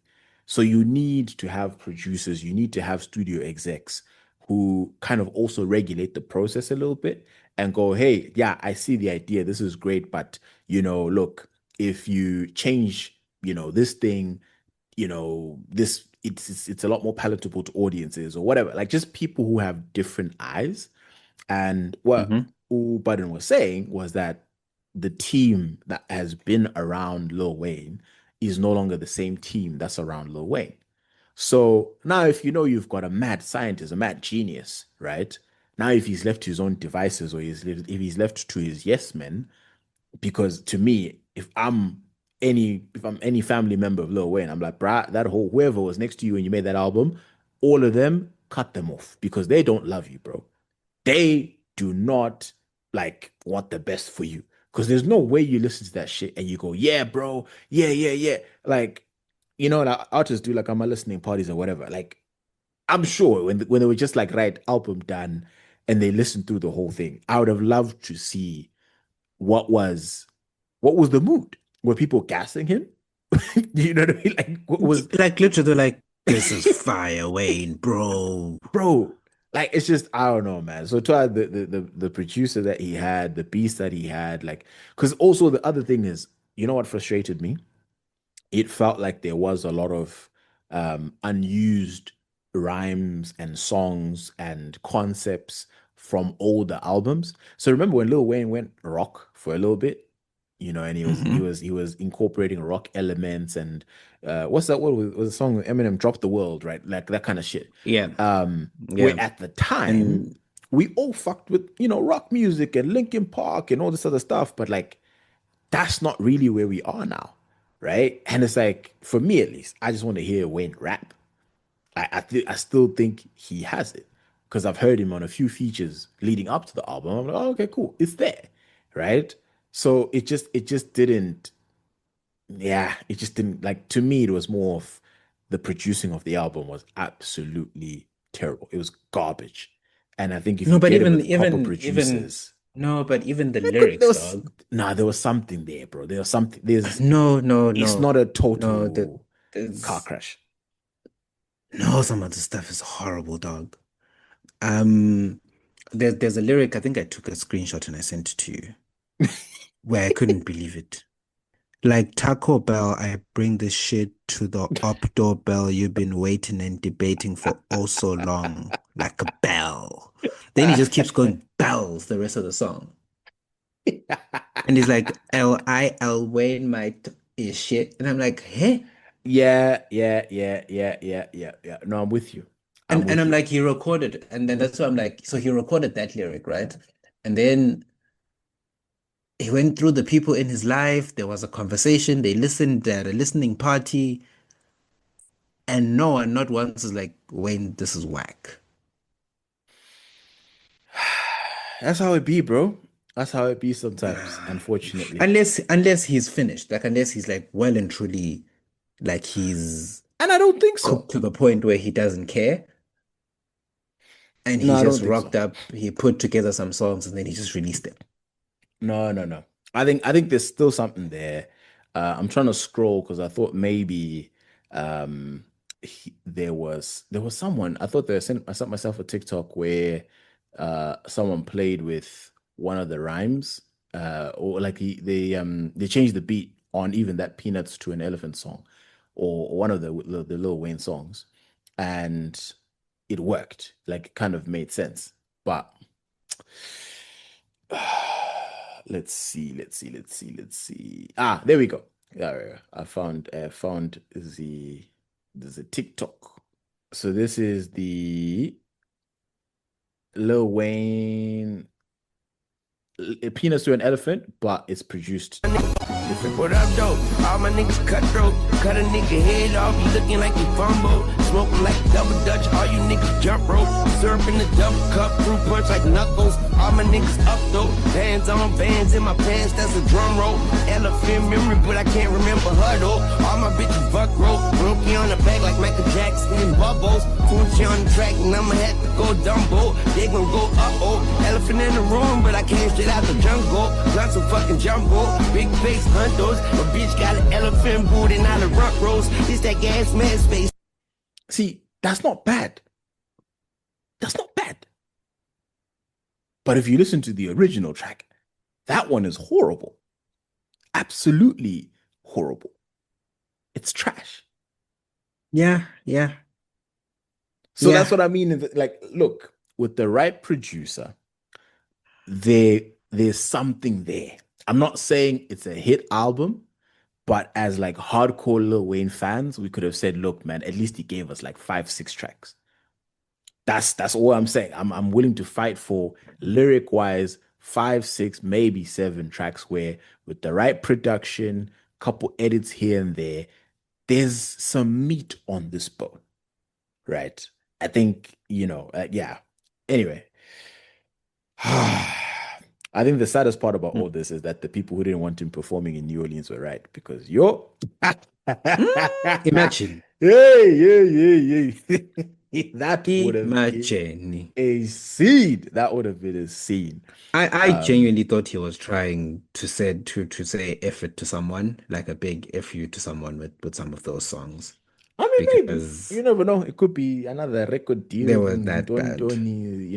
These guys are always at war with someone. Right. On to, because we are running out of time here. Yeah. I wanted us to touch on this young man. I don't know if you've heard of him, but he is the god of football. He recently extended his contract in Saudi Arabia. This is none other than Cristiano Ronaldo signed a 2-year extension with Al Nassr. I would like for you and everyone here to listen to the terms of this contract, because it is a madness. Why is it starting? If you can go and get it, go and get it. You see, people, I say this to everyone. It doesn't matter what job you do. If you can go and get it, go and get your money, man. Go and get your bread. Cristiano Ronaldo has signed a new contract with his club Al Nassr, keeping him at the club until 2027. This means that Cristiano will have the opportunity to extend his career and extend his legacy in the game of football. But you guys know what we're really here for. We're here to talk numbers. Let's break them down. Cristiano Ronaldo will be earning £178 million a year. That's £3.4 million a week. He will get tax-free, ladies and gentlemen. Tax-free. 15% ownership of Al Nassr, which is estimated to be worth around £33 million. He will get a £24.5 million signing bonus, which increases to £38 million if he activates the second year of his new deal. He will get a £80,000 bonus for every goal he scores for Al Nassr, which increases by 20% in his second year of his new deal. He will get £40,000 per assist that he gives to his teammates playing for Al Nassr, which increases by 20% again in the second year of his new deal. He will get a £8 million bonus if Al Nassr win the Saudi Pro League title. He will get a £4 million bonus if he wins the Saudi Pro League Golden Boot. He will get a £6.5 million bonus if Al Nassr qualify for the Asian Champions League and win it. Al Nassr also included £4 million worth of private jet expenses covered by the club, as well as £60 million worth of sponsorship deals promised by the club with new Saudi companies and companies in the Asian market. Oh, you thought that was it? There's more. Cristiano will have 16 people working for him full-time, including 3 drivers, 4 housekeepers, 2 chefs, 3 gardeners, and 4 security people. I'm telling you, people, in this life, if you can, go and get it, man. If you can get that bread, just go and get it, man. Just go and get it. I'm looking at these crazy numbers, and I can't even be mad. You know, this is the greed that they spoke about in the Bible. Because what do you mean that This man gets 24 million for putting ink on paper. Like there's people who make 24 million over the year. There's players who make 24 million. 178 million pounds or euros or whatever it is per year is Hmm. career earnings for the majority of professional players, professional Yep. athletes. Career Hmm. earnings. This guy is making it Hmm. in 1 year and he's 40 years old, 41 years old. Like effectively, his professional career in Europe was useless, financially Well, speaking. Financially it's speaking, what's put him no, no, there. yeah, You know, 100%. it's No, no, no. What I'm saying is, from a financial point of view, he could, let's assume he was just Cristiano, right? The Cristiano we know now is hmm that version of Cristiano. Cristiano did not need to play football for the last 20 years. He didn't need to, financially speaking. Yep. He didn't need Yeah. to. Because Hmm. he's probably dwarfed those earnings. And that's just, I don't know, man. Like, yo, y'all might just have to go back and listen to that clip again because Yeah. it contracted we are my housekeepers and security and chefs in the I was contract. Jet I expenses was on the comeback. Ah, guys. Mpili but mnandi. he Tina is singama passengers, guys. but he's you see Cristiano's at a level now where he's not a person, he's a brand. You know, Yeah, his whole thing. Like it's perfectly choreographed. He's a working company, you know what I mean? Like he's yeah. an entity that pays salaries to people. Like I was thinking about someone was criticizing Jadon Sancho for not wanting to take a pay cut when he was I think when Chelsea offered him a deal. I Mhm. think Chelsea lowballed him for days. For him to Yeah, say because they no didn't want him. immediately and They then didn't it's want him. like but they probably wouldn't have even paid anywhere near what he wanted. No. So it's like he's currently on 300K, right? And Chelsea, if I'm not mistaken, there's no one over 150. Like everyone is in and around the Yeah, 100 the and something general, I long. think Palmer's a bit above, but yeah, everyone is at like 100 to 150. That's where most of the Do you know squad what I is. mean? And I'm sure Chelsea were like, yeah, okay, here's 90K. He's like, nyashaya. Nah, no, You I guys think are. they gave him like 120, 150 there. Like they wanted him to fit within the wage structure. And then I think he's making more at United. I don't know how much he's making at United, but it was going to be About significantly 300. less. He's also at 300. Ha! I Yeah, it's lemon about shit. 300K. So yeah, that's the thing. So even if That's we offer you madness. 150, like you're never going to, you know what I mean? But then the thing with Sancho and Rashford, what I don't understand is these guys are wanted by top tier clubs, right? Why not rebuild yourself? So if like right now Rashford is linked to So, Bayern Munich, why not take whatever yeah. Bayern Munich is going to give you salary wise? Because it's freaking Bayern Munich, you're gonna score a ton of goals. Look at Kane. Do you know what? He could be Kane. I actually, I actually don't think these guys, because I think for us, we're like, oh, you can just take a pay cut and go. Mm, But I actually think there's serious economic consequences that happen. Like I remember how we say Cristiano's a company, yeah. right? So let's say your company is operating at a certain level and you've budgeted with for the next 5 years. I am paying chef this much. I am paying mom this much. I'm paying my brother this much. Like Rashford has a lot of people around him.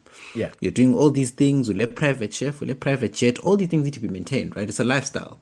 Yeah. And I'm not saying Guti they're living on the edge and they'll go broke or whatever. I'm sure they'll be fine. But I'm sure for you to take a pay cut as Sancho, you must tell fitness trainer ukuthi yancipha imali. You must tell your brother who's your agent ukuthi, hey chief, we're getting less from the club. And those people will fight back. They'll be like, we want our full contract. And it may not even be the player. But I think, okay, fair enough, fair enough. But I don't know. I worry about them. I think they need to rebrand because they still can get the big wages. But if I'm Rashford or Sancho, I'm like, look, man, I just need to get to a club that's gonna have the profile. And if Bayern come calling, if Barcelona come calling, I will play for pennies on the dollar because I know my talent. I know I can score goals. And if I score goals and I look good, then that money is going to come back to me because someone is going to overpay Yeah. for me because I'll have the goals. I'll have 20 goals in a season.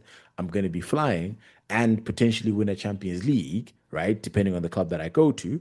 Like it's gonna come. And like you have the endorsement deals, like that money is still there. But if they drag it out with United, then I don't know how much longer it will go for because now you don't control where you go because then that's how you wind up at Villa, right? Because United goes, okay, Villa is willing to pay this much of your salary, gone, right? You don't But that's control what happened in your destiny. that's Yeah, what that's what I'm happened in saying. January, right? He thought he was going to Barcelona. Yeah, And I think he still thinks he's going to Barcelona, like Rashford. Rashford's thing is very, very funny because I think some of these players, and I hope they make it somewhere. There's a feeling that no, I genuinely like it's I genuinely do. Because mm, I think there's a feeling, and it's helped by the media mm. in the way they report about United. So the feeling is always you guys are victims of the situation. When we've been watching these guys play football for the last couple of years, dog. Like with Rashford, I don't think there's a United fan who will stand here and be like they haven't seen everything Marcus Rashford has to offer. Yeah, Sancho even worse, right? So I think they genuinely believe they've been mistreated by the football club and that they're victims and yeah, that they they will are get their victims. moves at the wages. And that's fine. And I hope they get the moves that they want at the wages that they want. Nah, Because they're getting one or the eventually, other. No one is paying. You know what I mean? United is United for a reason. They've got the money, and the lack of brains to give them that type of money. The other clubs who have the money have the brains not to give them that money, right? So it's either go to Saudi. If they want that money, it's in Saudi, right? That's the only place I see them getting 300 bags a week. do you But think where else Marcus in Europe Rashford are they has getting that earned, money? do you think Marcus Rashford has earned a move to Bayern Munich or Barcelona? Like in a Um, world where people get what they work for, has he earned a move to Barcelona? Out of all the wide forwards who are currently playing football in the world, do you think Rashford deserves to be rewarded with a move to Barca or Bayern? I think that's the wrong way to phrase the question. I think so long as those clubs are interested in him, yes, he's earned it. I think he has a big enough body of Hmm? work where if Chelsea went and got Rashford, I would be happy. Personally, I'd be very on loan, not on his Yeah, right. But like, I would be very happy if Rashford was at Chelsea, just because when the guy is, I saw him at yeah. Villa. When he wants to play, he's dope, right? And I Dude, think there'll be enough guys around him at Chelsea or at any other club that's not United that will motivate him to play. Because he likes the bright lights, meaning he'll want to be on the pitch, meaning he'll work his ass off to be on the pitch. At least that's the way that I those are a see it. lot of assumptions for things we haven't seen. No, we saw it at Like Villa. it's We saw it. We saw it at Villa. no, He we tried. didn't. He No, we tried. did No, not. bro. You saw No, that Rashford was against average at Villa. no, against PSG. Rashford, let me tell you, Against let me PSG, he was there. 30 minutes in a game he was subbed off. But that That's the wrongly, thing where we're saying wrongly subbed off. Can we put that? The reason I can make a valid case that the reason Villa didn't go through is because of that substitution. you know, Watkins did the nothing. okay. Rashford's time at Villa, I think people have been dishonest about it because I think people have been dishonest about No, no, it. no. There's something there. And Me, I and saw I it. I saw watched I enough. watched those Personally, games. I saw enough to say, look, with the whole There's season nothing I away didn't from United, there's something there. Much like Lil Wayne, there's something there. Might not be a whole album, but there's a few hits in there that I can dig out. there's nothing there we haven't seen, bro. He'll score a goal, he'll be inconsistent, then he won't try the next game, then he'll go out with his homies, and it won't be like that's the whole thing. I'm not going to give you this platform to shit on man like Rashi after he fed all those No, kids away. to No, be no, to no, be no, no, fair, no, no, no. as if I only wish celebrities actually half the time had a little bit because sometimes the self-awareness, it's because we watch those games. Like I didn't imagine Newcastle away when that nigga was walking on the field. Some of these things, I think that's what infuriate a fan base. Because you're like, like, I feel like we're being gaslit. Like, I think that's what infuriates some United fans. Because it's like, did we imagine those matches? It's like, and then you see a couple of average performances at Villa, and then it's like best in the world. Like, No, guys, it's about seeing potential. Sana, you must have the eyes of an investor. In the investor, we see potential. We look and we say, right, there's something there. We buy low and we sell high. if he was that good, people would pay him those wages that he wants. Nah, Big nah, clubs nah, at nah, nah. least. No. The rich people, they get on the cheap. You never ever want to buy high. That's not how it works. You see what happened with Madrid? They bought high. And what happened with Hazard? So you learn from these things. Then you get our trend on a free. That's how Perez has learned. He's learned the game. But anyway, we have to move things forward, Mr. Moore. I'd like you to take a listen to this video and tell me. You can just shout stop, stop, stop once you hear something problematic. Just say stop, stop, and I will stop the video. Are we together? Mhm. Okay. Just let me know. Once you're like, yeah, it's a problem, then I will stop the video. Check out this newly built 4-bedroom townhouse in the heart of Mount Pleasant. The house requires a 40% deposit and the rest can be paid in installments over 12 months. Downstairs, we have an open-plan lounge and dining and a semi-enclosed kitchen with a pantry. We also have a guest toilet and an ensuite bedroom for your visitors. Mr. Moore, Mhm. you haven't heard anything problematic? I'm hearing to pay in 12 months deposit and in 12 months installment for a house. Let me start it again for you because I Okay. think I didn't hear a reaction from you for that. Yeah, a little bit too nonchalant, but maybe again, let me not count your monies. Let's check out this newly built 4-bedroom townhouse in the heart of Mount Pleasant. The house requires a 40% deposit and the rest can be paid in installments over 12 months. Downstairs, we have an open plan. 340,000 US, not Zig, 40% US deposit. 40%. Can I ask? And the Not, rest do you know paid by why? the end of the year. Do you know why I didn't? Do you know why I didn't react? Why? Because Zimbabwe is ridiculous, bro. No. Look. I always say Zimbabwe does not respect the dollar, but We this don't. is another level. And again, you're seeing the video. This house is not that amazing. It's a nice house. Look. It's a nice house, right? I'm not trying to say it's ugly, but neither is it. 340. It's not 340,000 Nah, USD. give me 340,000 and I'll build a proper house. Nah. Fuck, yo, this is ass. Actually, never mind. For About 300, 6. nah. You can get a house in Camps Bay. No, you can't. 6 million rand doesn't get you a house in Camps Bay, but it will get you something pretty decent in Cape Town. In Joburg, you be living like a king, bro. You get a proper In mansion. Joburg, you are fine. Yeah, hero there. In Joburg, But you're fine. again, the Yeah. audacity of Zimbabweans to say 40% down payment, right? 40% down payment, and then by December, the house is fully paid. Why not just pay the shit up front? Like, what do you mean? People have 25, 30-year mortgages. That is SOP globally, right? And you're Yeah. telling me that someone must come. No, I did the wrong times there.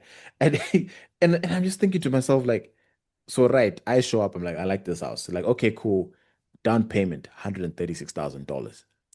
When most down payments are around 50,000 US dollars, 20, 30, 40, 50,000, 60,000 US dollars. That's, the working man's deposit. And then I pay this over the next 25, 30 years. But you want 136,000, and then by December, the rest of your monies must be paid. So basically, Yeah. it's 204,000 US dollars. That's left. So $17,000 monthly payments. after that is, Can I tell you, yeah, I don't know, man. we are not the target market. There's people who that post is for. It's not us. Oh, it's not us. No, So it's not us. what you and I It's are not the saying, ordinary citizen. we need to mind our business, is what you're saying. And this should have been a WhatsApp Le to a ngeka WhatsApp group. weak now, You know, le. ilaba niggas. Tina, we are here on a podcast to now discuss things we were not invited to. So us are just buying social. We're clapping their ears, bro. Like, what are we doing? It's like whenever a wedding planner, what's his name? Kev the wedding planner, Kev the Oh, planner. yes. Whenever he does these things, and then us, we spend the whole day debunking the maths. You know what I mean? But you know what? And then he hasn't trended this year, you know. Like I haven't seen, like, is it economic indicators? Because usually recession times are tough. I've never had to look for his videos. I've never once typed his Lokuzen, his Instagram or whatever. They've found their way to my timeline. One way or the other, on Twitter or on Instagram. No, so I don't know what, growing up, right? I've realized, because I think sometimes when we do these podcasts, and we've grown up over the years, and we've got moments like this, but it's not always like, we've got moments in Zim that are like this, where it's either a proposal or a wedding or a gift, or Falcon school fees. Like, there's always something which gets us going about how expensive and the audacity of the asking price. And then the one thing we always say when it comes to Falcon and all these other things, Maposa, is, these things have their people. Tina, we are not there. The only thing though with Zim, you wonder because you're like, bro, I know the reality of our country. So how are Oaks rolling in so much sheets? Because even CEOs in South Africa would negotiate some sort of bond for at least 10 years. Like, just to manage finances, you know? I know we're not invited to the conversation, but it does make you wonder. Like, guys, litatapi. We know Guti by Tata. Let's not ask funny questions here, Mr. Moyo. It's just none of our business. People post these things on Instagram when they should be sent to DMs. Yeah, honestly, that one, the young lady, what's an eye, Messi. Please, your DM your people. Let's provoke. Sathina sesibiza ugogo uMandlovu lapho bo what's an eye, because this is, what are we talking about? We don't have snakes. 300,000 in 1 year. Yeah, but 300,000 rand in 1 year, I boom, you guys. Asloy. Kodwa ningas-provoke. Send these things to your DMs, keep it in your WhatsApps. Oh, nah, fam. Because at this point it's flexing, right? Like, I don't think, like, I remember seeing the house, Lokuzenini, the Blood and Water house. What it's somewhere in where they Achimoroka, that item. That item. It's in fire. I think it's in Hout Bay. Oh, it's not the Camps Bay. And there's like same area. Same Hout Bay, Camps Bay area, that side. Same shit. But it overlooks the same kind of ocean and mountains in the background. And Yakumbula, they were just advertising how much it is, but it was a couple tens of millions of rands. And I remember just thinking, what's the point of posting this on YouTube? Like, it's not like the buyers are going to be watching this thing. I mean, the people who own and buy the house, you can just send it to them via WhatsApp. Yeah, it's an exclusive club, that one. I mean, but to be fair, it is nice to know what's out there. I do like when I'm on TikTok and stuff like that. I do like a house tour. There's like this penthouse in America that's millions and millions of dollars in New York. It's like the highest penthouse in the world. Hey, bruh, you just see with yala. You know, 1 day is 1 day, bro. Like, that's all I'm saying. 1 day is 1 day. Let me. Are you one of those people? Are you one of those people that I'm property like finder to speak? No, who like to speak things into the universe. Like if you don't look I at the mean, house you want, then you won't get it. Or if you don't look at the car you want, then you'll I never think I'm a I'm get a it. I'm a Yeah. person who like I'll talk to God about it. You know what I mean? Like I'll see something and I'll be like, oh yeah, no, like I just be like, yo, God, like this is what I'm working towards. This is what I want for myself. And I hope you want that for me too. You know what I mean? Like that's I'll definitely have conversations with God about it. But I don't necessarily speak it into the universe. I think I talk to God about it and just be like, yeah, I hope I'm on the path. I'm on the like God, dear God, I hope I'm on the right path to this Lambo, to this Urus, right? I hope I'm doing the right things. If I'm not, just nudge me in the right direction. Like Give me a hint. yeah, you can see where this is going. I can't see, so please, just be my eyes. You know what I mean? Like just nudge me in the right places. At least that's kind of how I go about it. But oh, you sent me a very interesting video, but now I feel like we don't have time to look within, so I don't want to talk about it now. But like the is it Celeste and Julie? I think the one on the is it Celeste? Oh, I'm thinking of the wrong person. Oh no, that's Anele. That's Anele Mtota. Oh, Hey, my you gotta know bad. your platform, bro. My bad. This scale I think is what threw me off.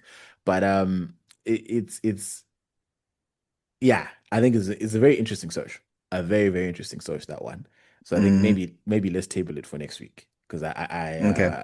I watched most of the video and it was hilarious. And I think it's a very I'd like to for you to add some context as well. So I think there's some essay Okay. specific context that you need to add to that Yeah. search. But we And it's can also very it's interesting. It's our model. This is where we are as mm. people, as society. But yeah, we can chat about it next time. We'll talk about Malik Beasley next week. That was funny. Sad but funny. Okay. Sad but funny. Um, right. So do a quick one on King Kandor. Felt bad for my guy. He's going through it. Not like that, but like so. Anyway, if you're paying attention to social media, he was meant to go to the States to tour the US for his comedy tour, for the propaganda tour, and Mhm. unfortunately, Mans didn't get his visa. So he put out a video. I think maybe this is maybe a few months ago, right? Say, hey guys, hey, Askis, embassy fucked me over, my bad, right? Um, so then this person goes and tweets. So apparently Japres also couldn't get his. He was supposed to perform in the States and he couldn't get his visa, right? So he had to cancel Mhm. his concert. So this person tweets out and says, "Oh, I'm actually so fed up with Zimbabweans in the entertainment industry. How are you advertising shows and even going to the extent of selling tickets when your paperwork is not in order? First it was Kandura, now it's Ja. I'm actually livid. That's now three flight tickets gone.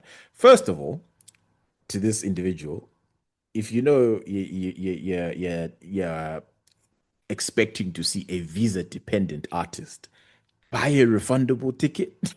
That would be my first kind of like, bro, why are you buying non-refundable tickets if you know, hey, bro, there's actually a chance that things might not happen. But anyway, whatever.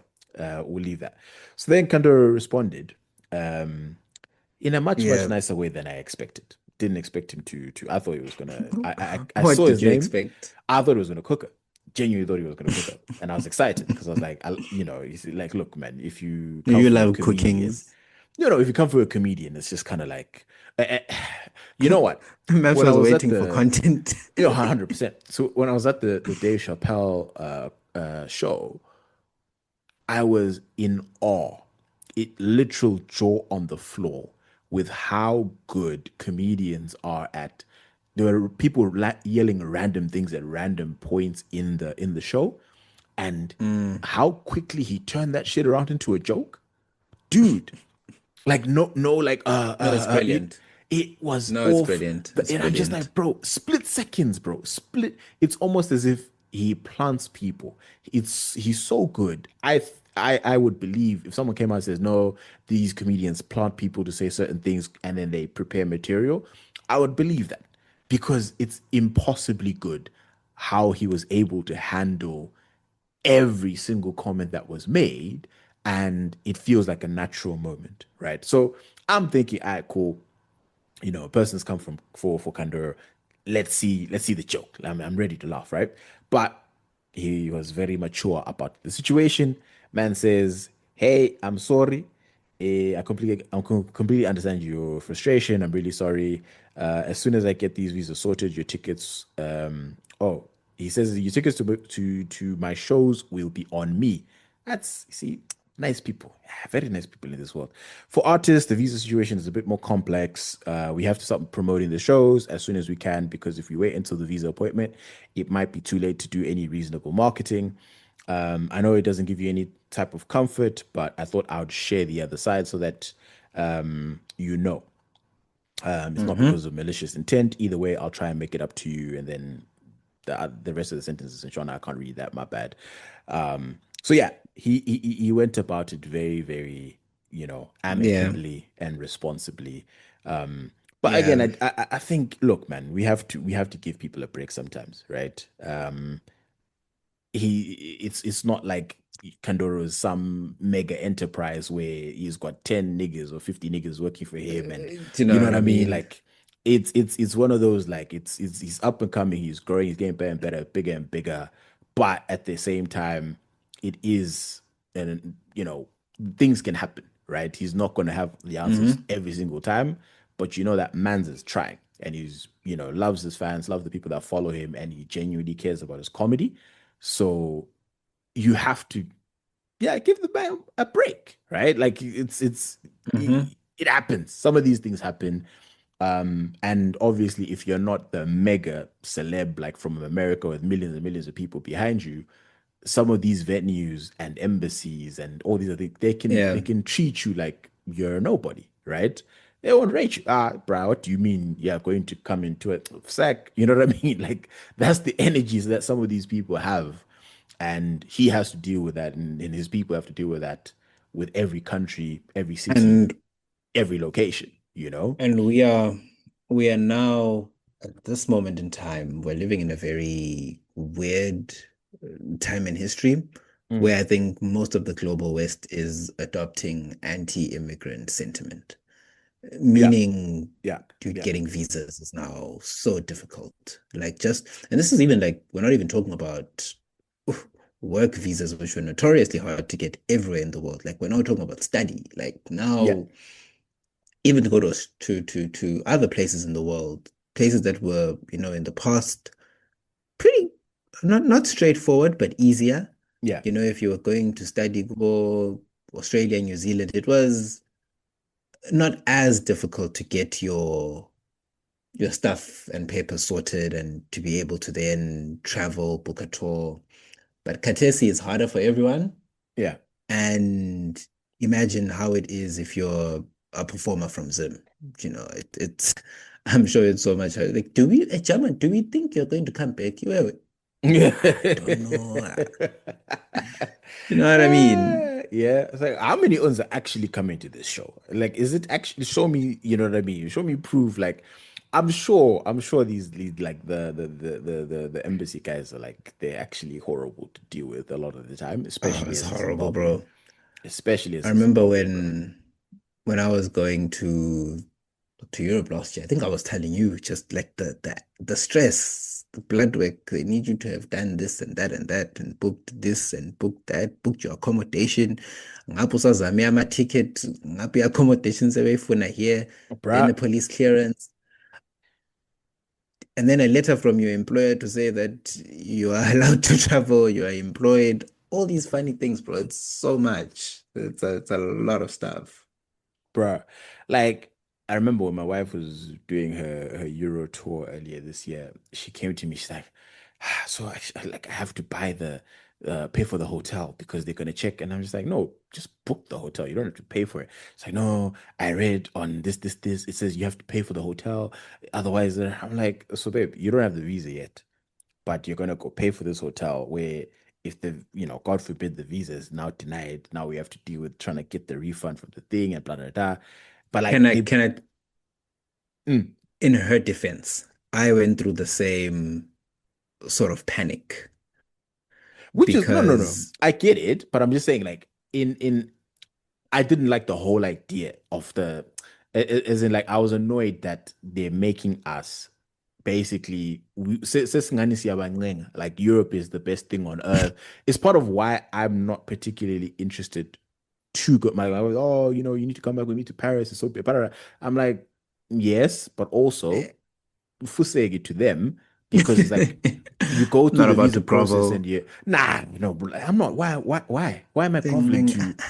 Do y'all want this money or not? Right? Like I'm coming to spend money in hotels and your restaurants and add to your GDP, and you're gonna treat me like some African that's desperate to stay in your country. Nah, man, you kiss my ass. The, Like at least the that's problem, my attitude. That's what yeah, annoys me about the yeah. whole process. And to be fair, and to be honest, the problem is Sibanengi, and I think this is colonialism coming full circle, in my opinion, because these Mm, are the consequences of sort of exploiting poorer countries, and then now 50 years later, or not even 50, 60 years later, mm. those countries are now seeking refuge in your countries. I'm not like they're probably right. There's probably a lot of people who overstay their visas overseas. I think that's what Trump was targeting, Yeah, some of these African countries, the city. No, Lina, when you move, kwasha kwacima, kwasha kwacima. So I'm sure that stuff happens, but these are the consequences of colonialism. And that's where we are. So I understand, dog. Like when you're saying for saying to booking accommodation, like I get it. It's just the fear mongering when you're already in that process. You're like, yo, sometimes you're traveling for specific dates. yeah, So you're thinking, hey, I can't afford to have this visa declined. Like it needs to work out. Like when we're going for graduation. So do I want to take chances with just a booking confirmation. bruh. And those are all the It's little long. things which fall into your anxiety about visa. And then there's VFS. Oh my gosh. Hey. Yeah, yeah. Yeah, sorry, I was about this that needs a whole separate episode. Like I think immigration experiences also just need their own separate chat. And that's what pisses me off at the end of the day. Especially with me, I deal with, I'll probably say 70 to 80% of my clients are Europeans, right?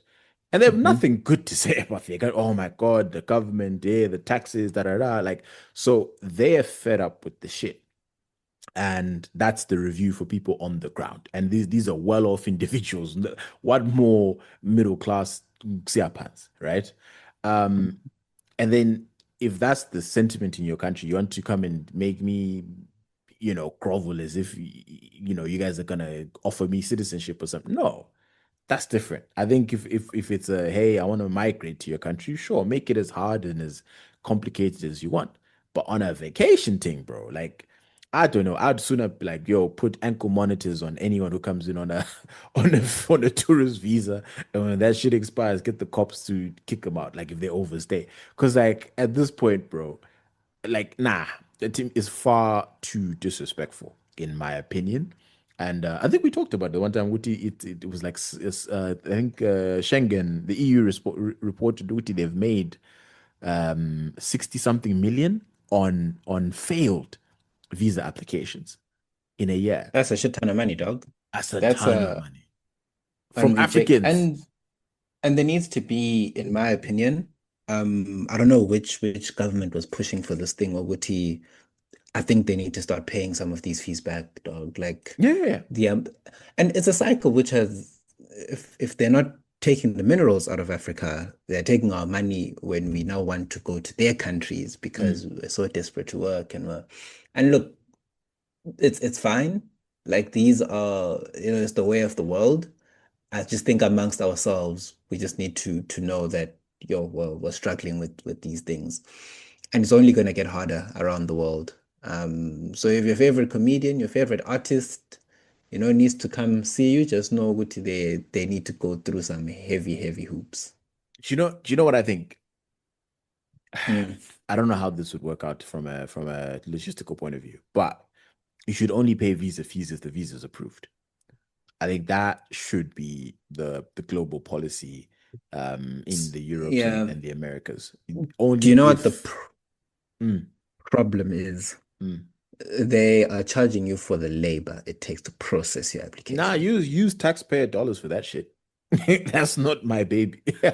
No, but That's it's like taxpayer dollars are so they go towards the IDs, the things that are mm-mm, for the citizens. mm-mm, mm-mm. Let the taxpayers do that or find a way to make this an electronic process. Let But to be AI sort honest, that shit out it because why it are and Africans funding the local to the tune of $60 million? but Nah. to be fair, it used to be, and look at where the money is actually being made. It used to be that the actual embassies don't charge a lot of money, except, the big countries that want to keep you away, so they use money as a barrier of entry. Mm, But as for other, like most visa fees, like even in South Africa, it used to be very reasonable, like to submit a visa application. The actual application fee, everything else would be expensive, like the medicals and the And whatever, the you know police what? It's clearances. targeted, bro, because at the end of the day, all these other European or Western countries, they don't, Yeah. it's all visa on arrival, right? You come and pay your Yeah. $30 or even if anything that you would need to pay, and you're in. But who's paying? Yeah. It's the Africans, the poor Asian countries, the poor South American countries, who then like it's not right. Is going back to the theme No, it of isn't. justice. It's not right for to keep the poor poor at the end of the day, right? And that's what I'm saying. Like, you look, it doesn't make sense, but I would rather make it, they would be incentivized to approve applications because they will look, we've only made 10 million. But I need to, Hey, approve my yeah, visa now. but when thinking about, but they're charging you e-handling fee, yeah. So now when they bring in someone else to do the handling, so maybe they bring in VFS, right? Like many of these countries do, Mm, even EU. Now they mm, also use VFS.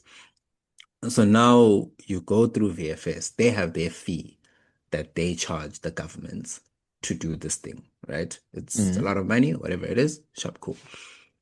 And then the governments will pay, but then there's that Inocon fee that they will then charge you as the applicant, which is not absorbed by the South African government, right?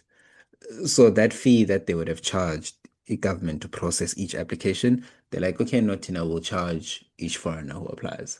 And that's their profit margin and easy money. I think African countries just need to retaliate, or any countries with your if your visa are insane. We I think can't. you What are need we to. going to do? No, like look, I was in Zim like in last month, and the visa is like $30 or $50 or whatever. Make that why isn't it $100? The government Because you want them to come is here. no. Like they're coming here regardless, bro. The number because again, the majority of people flying into Zim are Zimbabweans. So those niggas need to come home, right? So I was telling But this to they're my coming dad. home regardless. Those people Exactly. will come So home. charge them a But what hundred you want, dollars. but what you want, $100. right? You want more people coming to see the Vic Falls. And you don't want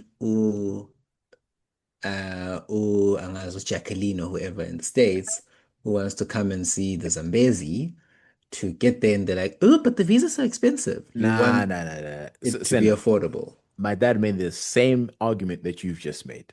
Mm-hmm. And I said this very thing to him. Those Mm-hmm. Americans and Europeans that are coming to see Vic Falls, it is not going to be $100 that says, we didn't go to Zimbabwe, hey, because it was $100 visa. That is a lie. That is those people, if those are the people that you're hanging your argument on, I guarantee you But it's not they just are them. not paying the visa. But it's not just them. Or Back rather, when, like the university they're not students, gonna it's like what university students, Mr. Ba? no, I'm just saying if it's like for young people who want to travel, for people who ever got the butt They like that. Like it might be okay. the difference between traveling between Zimbabwe and Zambia, for No, example. It's but like no, no, no, no, no. It has to be uniform. It can't be just Zim, right? Also, I'm saying African countries need to come together and say, hey, these are our barriers to entry, and they need to be brave. The reason why I say they need to be brave is number one, where else are these whites going to see the big five? Where are they going to go see them? Where? Right? So if all these countries hold hands, Kenya, Tanzania, Zimbabwe, South Africa, all of these countries, right? If they yeah, say, hey, because we have something that they want, we have the eighth wonder of the world or the seventh or whatever number that it is, right? We have it, and hundred yeah. dollars is not going to deter tourists from having a safari experience. Some of the things that I see on TikTok with what we have in terms of hotels and experiences in Africa, there's no way, Hmm. bro. The item in bots, that exclusive item where people are paying $20,000 for a few nights, Mr. Moy, Yeah. $100 is going to change that? That No, probably absolutely not. not. You're probably right. You're Absolutely. probably right. And then you have all the Africans who have changed their passports back via lokuzini, UK, via Germany, via States, bakarape. 120, 120, 120. Yeah. This is Look, how you make money as a government instead of business kichimisela TV license. Like, come on. Come on, guys. Aye, aye, aye. 67 million giving to the EU. Are you all mad? On rejected you know applications. what? So how much was made I on on saw on, on accepted applications? dude, I saw a tweet, right? I think it was people who were just talking about this job hunting thing, and then this Mm. guy was talking about when when people ask, "Yeah, apply kodwa," and you're looking like that question. Oh my gosh, bro. Hey, yay, yay, yay. Anyone who's ever tasted unemployment and has ever been asked, "Yeah, apply kodwa." Yo, like those are people. I'm not saying I will never condone violence. Ah, but guys, Guy said I was talking about today. He was making videos for employers saying, "Hi, my name is Senna. Please hire you've never me." had to do that. Never, and I never will. So context, I there don't was a even tweet send going cover around. letters, doc.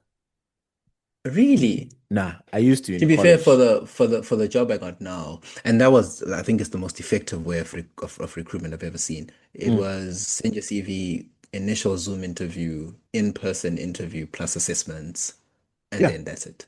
that's standard. Like, can you do this job? Like, this is what we need. Like, why am I twerking for Hey, you, bro? That just you know, makes no sense. I've been taken on scenic routes, bro. Like scenic routes to ultimately not get the gig. Like, okay, I'll tell you two stories. Mm. All this to say, Abantu are trying their best, and it's the desperation that makes us donate this much money Oh shit, my bad. to Europe and these places. Now, when I think about some of the things I've been through just looking for jobs, whether internationally, whether here in South Africa or in Zimbabwe, whatever, right?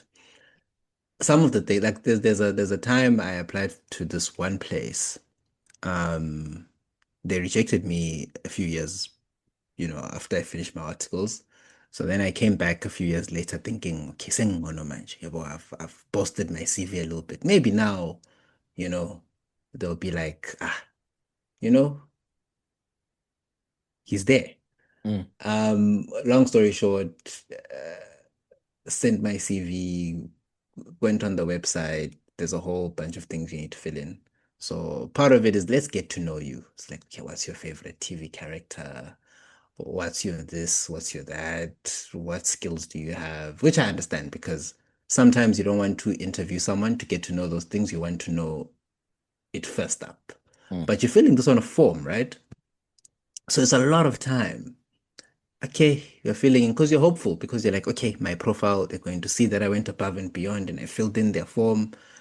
Tell us your favorite TV show. And then just at the end, if you really want to show us that you're keen and you really want to stand out, record a 3-minute video of yourself, telling us how you'll align with the business.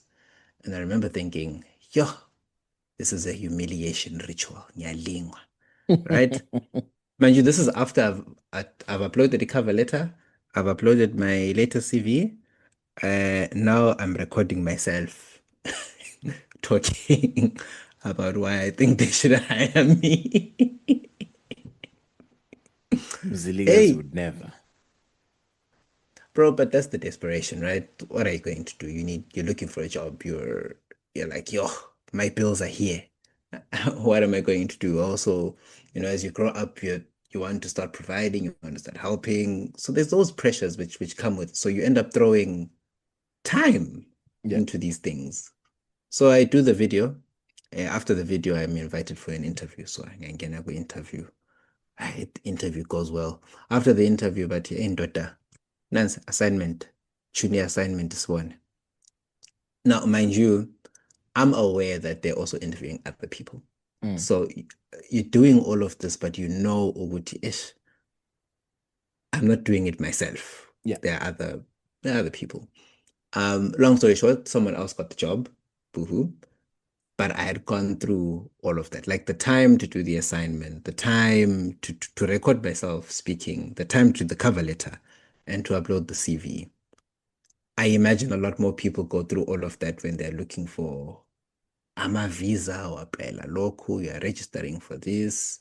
And then sometimes some websites are behind a paywall, but the lama application fee. Good ningi, bro. Good ningi.